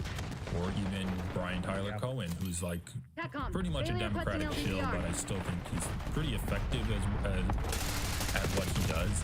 And he doesn't talk about Israel at all. So like that's been disappointing to see, but those are more of like the mainstream liberal progressive voices than the hardcore leftists that will criticize the Democrats. Yeah, there are, I don't know, there are people who are, you know, Hold the enemy back. criticizing the shit out of Israel as it's done, but most of the people who are not anywhere near the mainstream. Yeah. For obvious reasons, you can't really get near the mainstream unless you fall in line. Hassan is like an exception to that. He just got so big, and so he got so big before So muscular. the Israel thing, not literally, but you know, he became like big as a streamer, and like got into like, you know, mainstream circles before this whole thing started, and that sort of puts him into a unique position where people from CNN actually want to talk to him, for example, whereas they would never acknowledge your existence. Yeah, what? Outside of like a circumstance like that where you basically get lucky. Yeah, and like even though he's getting interviewed by guys like CNN and he's at the DNC, he still has no effect at affecting any kind of change in democratic policies. It's easily like It's too easy to ignore. You're right. the Democrats bang on like a platform where, you know, we're not going to say that we're gonna do anything good or bad while they're doing nothing but bad things. And then you had like they talked about like the strategic AOC to tell you that, look, yeah, genocide is happening and it's bad, but you should vote for Kamala anyway. And like the uncommitted movement, which is basically like just the protest movement within the Democratic Party, still like pushing people towards working within the Democratic Party, for example. It's like, Yeah, I interviewed him. you're not going to solve you're not going to solve an ongoing genocide by working within the party of the guys who are doing it. Come on, it's not, I don't even know why we're having this discussion. The fact that Americans have not even tried to build an alternative to the Democratic Party in the last like decade. I mean, pathetic. Jill Stein's party, the Green Party, they're like, we have 150 elected officials throughout the United States. Like, okay, 10 years ago, you did the exact same amount of people, and yet you want people to vote for you as your election. Yeah, I mean, the Green Party is not working. No impact, no idea. They're just like all I'm saying is that's our alternative, and it's literally a scam party.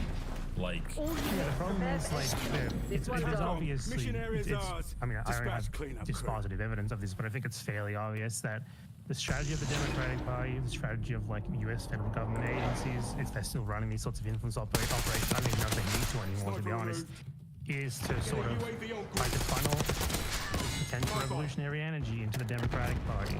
They like it when organizations like DSA work within the Democratic Party, for example, instead of making their own shit. Because you're never going to challenge the two-party system if that's what you do.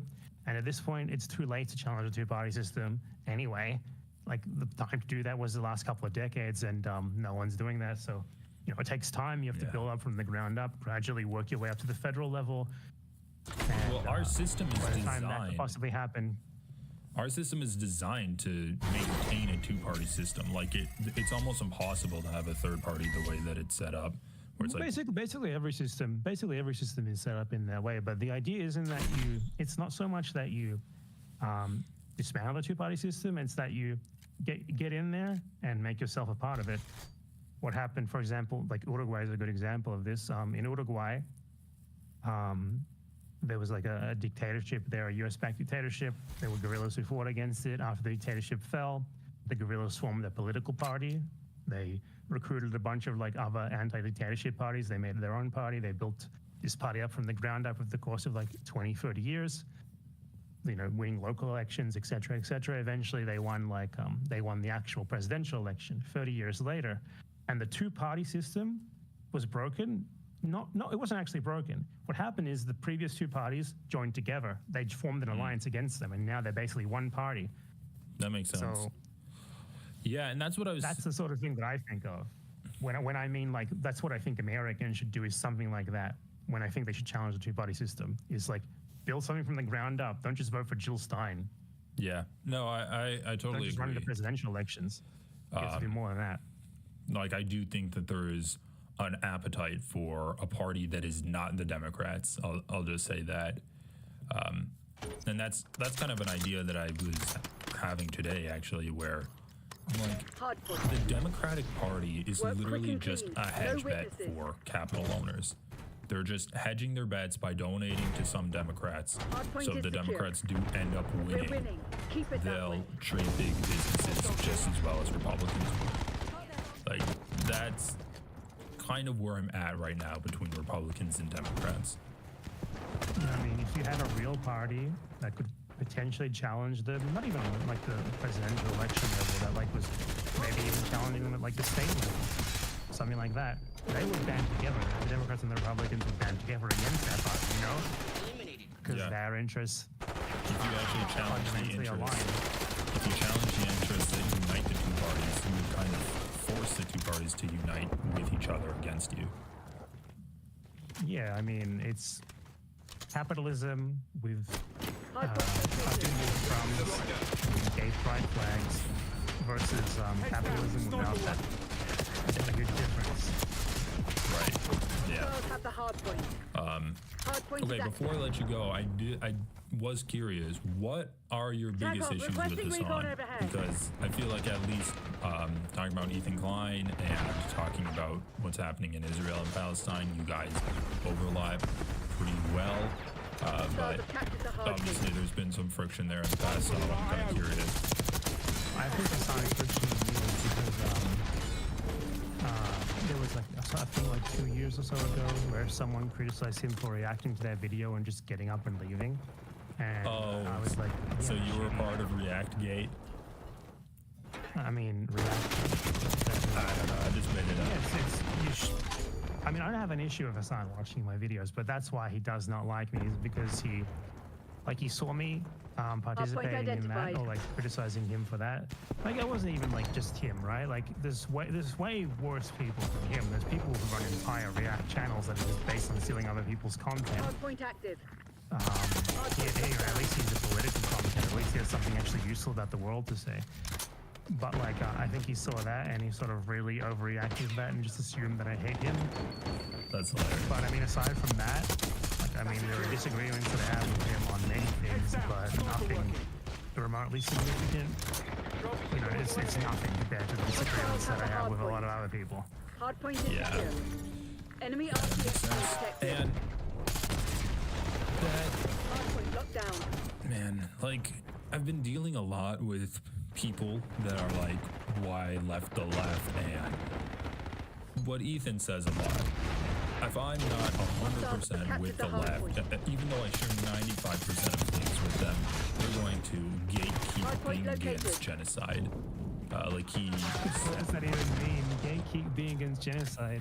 Yeah, I should... You're against genocide or not? Like, right. What does that mean? I should share this. So someone made a Reddit post that basically said, like, the real barrier to progress in ending this genocide is people saying that you can't be against it if you don't 100% agree.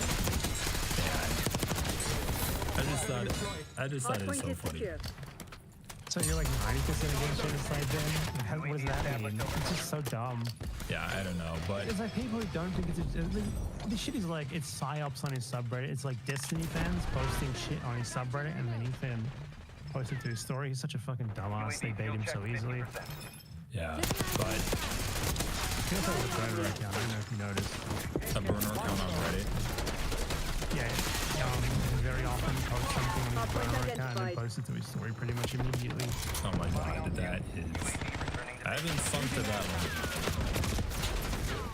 But anyway, that's something that I've been seeing a lot, and Give it's me a kind of like, UAV. you know, Hassan's uncle Chank will say that too with trans people. Democrats lost because they're not defending, they're like defending trans women and playing in women's sports. We should just abandon that. So he's like, I'm 95% with the left, but that 5% they're criticizing him for. And I just think it's like the classic beginning to become a conservative, where they're like, the left isn't letting me be left, so I'm going to be conservative now.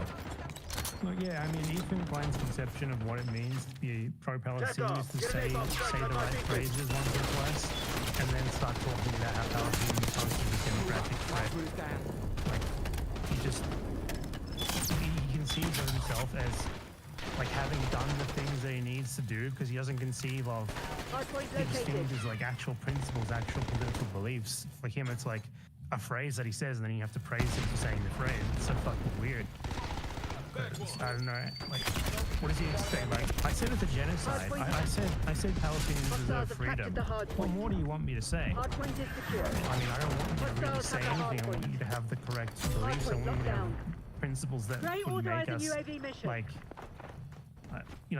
that make you like a human being with feelings for other people. That's what I want from you, but you don't have that. It's not a matter of just saying right phrases. It's a matter of, like, being for basic principles of justice, freedom, you know? And he's clearly not that he's listening to what he actually has to say in full. Yeah, it really does just feel like he wants to be left alone and have Israel go back to the way it is, where no one was criticizing it and everything. Yeah, when he lived there and it was just like good for him, and Gaza was being bombed within his earshot, he could hear it, but just sort of annoyed him a little bit when he was trying to sleep at night, that's all. Not a big deal. Yeah. Yeah, damn. Well,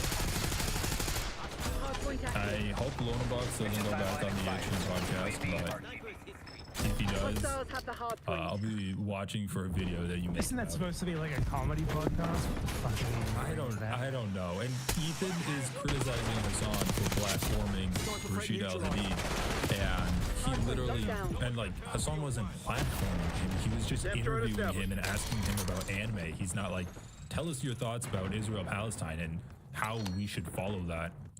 And then Ethan brings on Lonerbox and is like, I think you're a great alternative to Hassan. I want my fans to hear what you have to say. Yeah, I mean, I think you're a great alternative to Hassan because you literally don't even have, like, even remotely the same politics. That's why it's like, bring on fucking Ben Shapiro as an alternative to Norman Finkelstein and just say, I think you're a great alternative. Like, yeah, you're not the same. What the fuck are you talking about? I've literally been calling for Ethan to bring on like someone like Norman Finkelstein for months now, and he brings on Norman Finkelstein would have a heart attack. We need him alive. No, he can't. I mean, he handled Destiny. He might be able to handle Ethan. He sounded like he was on the brink of dying. Oh, good. Screaming at Destiny. I don't know. That's true. That's true. Okay. All right. Well, I'll be. So, what video do you have coming out tomorrow? Give me that sneak peek again. No, it was just a stream I was going to talk about. Because I stream once a week. Destiny with me. All right, well, have a good stream tomorrow, and I'll have to check that out. TACOM, requesting recon overhead. Yeah, no problem. Thanks for having me on. Yeah, thanks for talking with me. This was a fun conversation. Yeah, I'll see you later.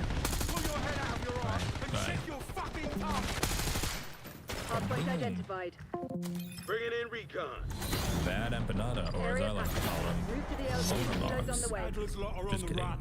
Solid job, Crimson.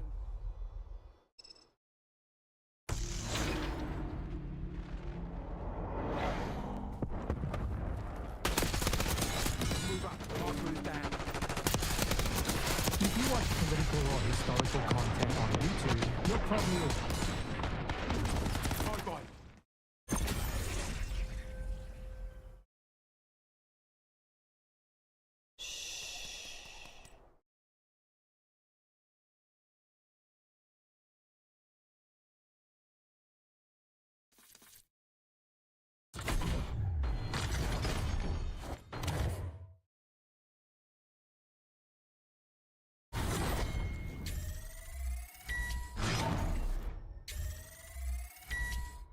Since Israel's present attack on Gaza began in October 2023, the Palestinian death toll has been highly contested by the Israeli government, its supporters, and their allies. They've been using every trick in the book to cast doubt on or outright deny the number of victims, and to blur the line as much as possible between civilians and combatants in order to imply that the dead actually deserved it. This denial has become so widespread that even some YouTube content meal channels have suddenly started making videos denying the death toll. So in this video, we are going to examine the official Gaza Ministry of Health death toll and compare the way in which the dead are being counted in Gaza to how they have been counted in other similar circumstances. And we'll see that, in a way, the Israeli side is actually right. The death toll is, in all likelihood, highly inaccurate. It's actually a significant undercount, and a more complete picture of just how much of an undercount that it is will likely only be possible to discern many years down the line.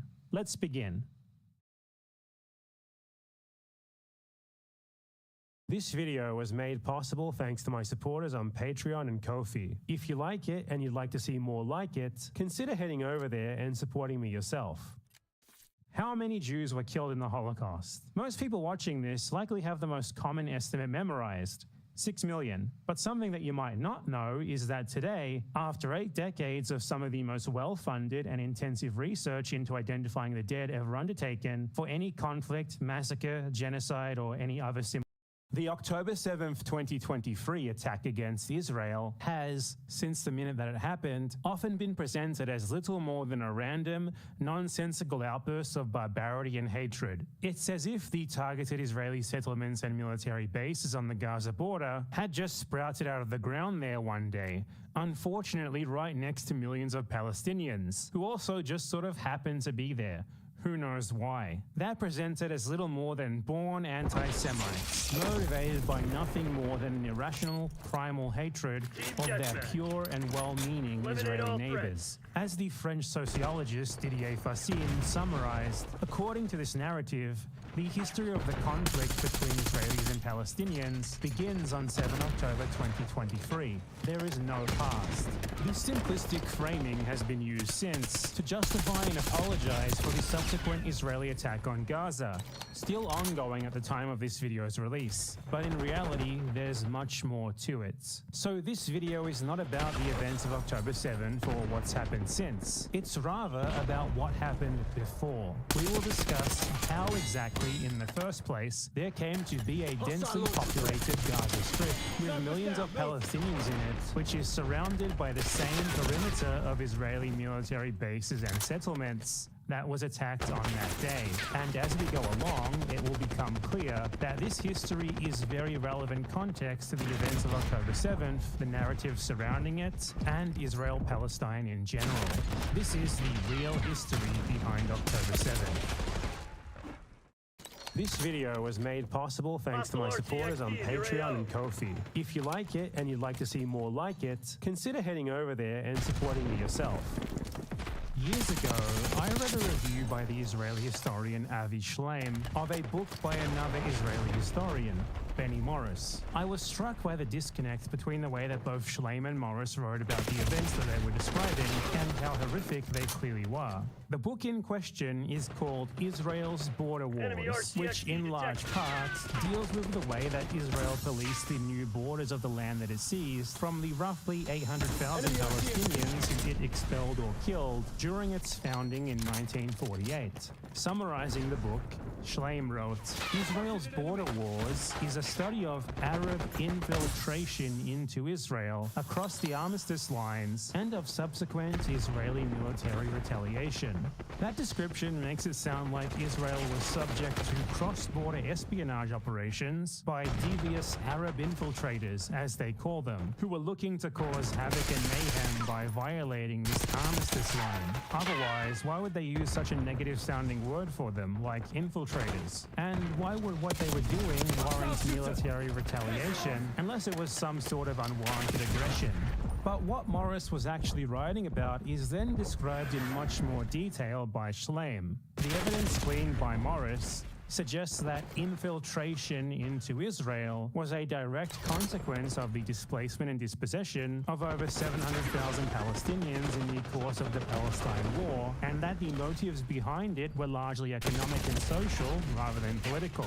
Many of the infiltrators were Palestinian refugees whose reasons for crossing the border included looking for relatives, returning to their homes, recovering their possessions, tending their fields, harvesting, and occasionally exacting revenge. In the period of 1949 to 56 as a whole, 90% or more of all infiltrations, in Morris's estimates, were motivated by economic and social concerns, such as those. Infiltration from across the border placed Israeli settlers' lives at risk, exacted a heavy economic toll, and raised the possibility of mass desertion of settlers. There was also the threat that the infiltrators would try to re-establish themselves in their former homes inside Israel. Infiltration, in short, posed a danger not only to the country's day-to-day security, but also to its territorial integrity.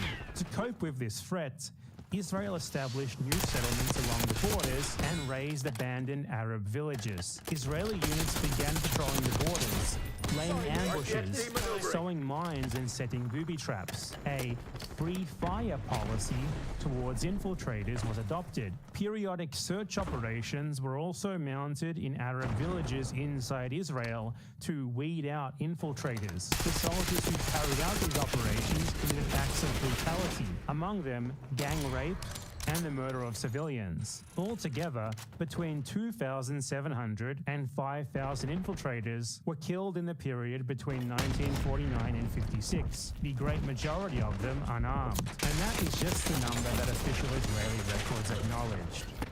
Despite the use in these passages of the Israeli propaganda term infiltrator, it's still abundantly clear that what's being described is not some sort of dastardly evil plot. It's rather refugees who were forced from their land and homes by Israel, who were simply trying to return there, and who were often killed for it, because their attempts to lay claim to their homes, to return to and farm their own land, to retrieve the belongings they had left behind, or even just to make a sentimental visit, were judged to have posed a threat to the legitimacy of the new Israeli state and its settlers' claim to that land. The tiny Gaza Strip's extremely dense population today is a direct result of this history. It was one of the main places that Israel expelled Palestinians to from 1948 onwards. And many of these so-called infiltrators being talked about here were crossing from Gaza, attempting to return to homes that were often so close that they could be seen from the border.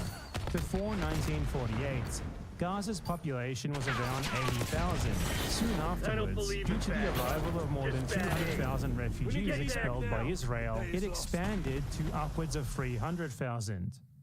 Avi Shleim and Ben Morris are part of a group known in Israel as the New Historians. Historians who came to prominence in the 80s and 90s, known for covering historical events, especially Israel's crimes against Palestinians, that were and still are denied or ignored in more mainstream, mythologized Israeli recountings of their state's history. They achieved notoriety and fame for breaching these taboos, and particularly for not denying what the evidence showed about the defining event of Israel's founding, the 1948 mass killings and expulsions of Palestinians, known as the Nakba. But this is something that could only be considered radical and subversive in Israel itself, because in the rest of the world, these facts were already very well known. The forced expulsion of the Palestinians was already acknowledged by the UN in 1948, the same year it happened. Even Israel's staunchest ally, the USA, acknowledged it by default when, along with dozens of other countries, they voted affirmatively on a resolution demanding that Israel allow the refugees who they had ethnically cleansed to return to their homes. In reality, many of these new historians were not aiming to challenge Israel's legitimacy at all, and Morris definitely wasn't. He's since gone on record stating that he actually believes that the killings and expulsions of Palestinians, which he wrote about, were a good thing, justified because they were necessary to found the state of Israel. In Israel, they were nonetheless seen as very subversive and even as something of a threat to national security, despite the fact that few of them had anything resembling subversive political aims. Because for Israel, historical facts are themselves understood as a threat, even if they're being presented by someone who thinks that everything that they're describing was totally justified. Because if the truth about how Israel was founded and how it's since been maintained becomes more widely known, and if more people learn about the incredibly enlightening context that this provides to the situation and events of today, then the entire Israeli narrative just crumbles. And when you're a state like Israel, which is heavily dependent on international support to even exist, the crumbling of your narrative can be a very perilous thing.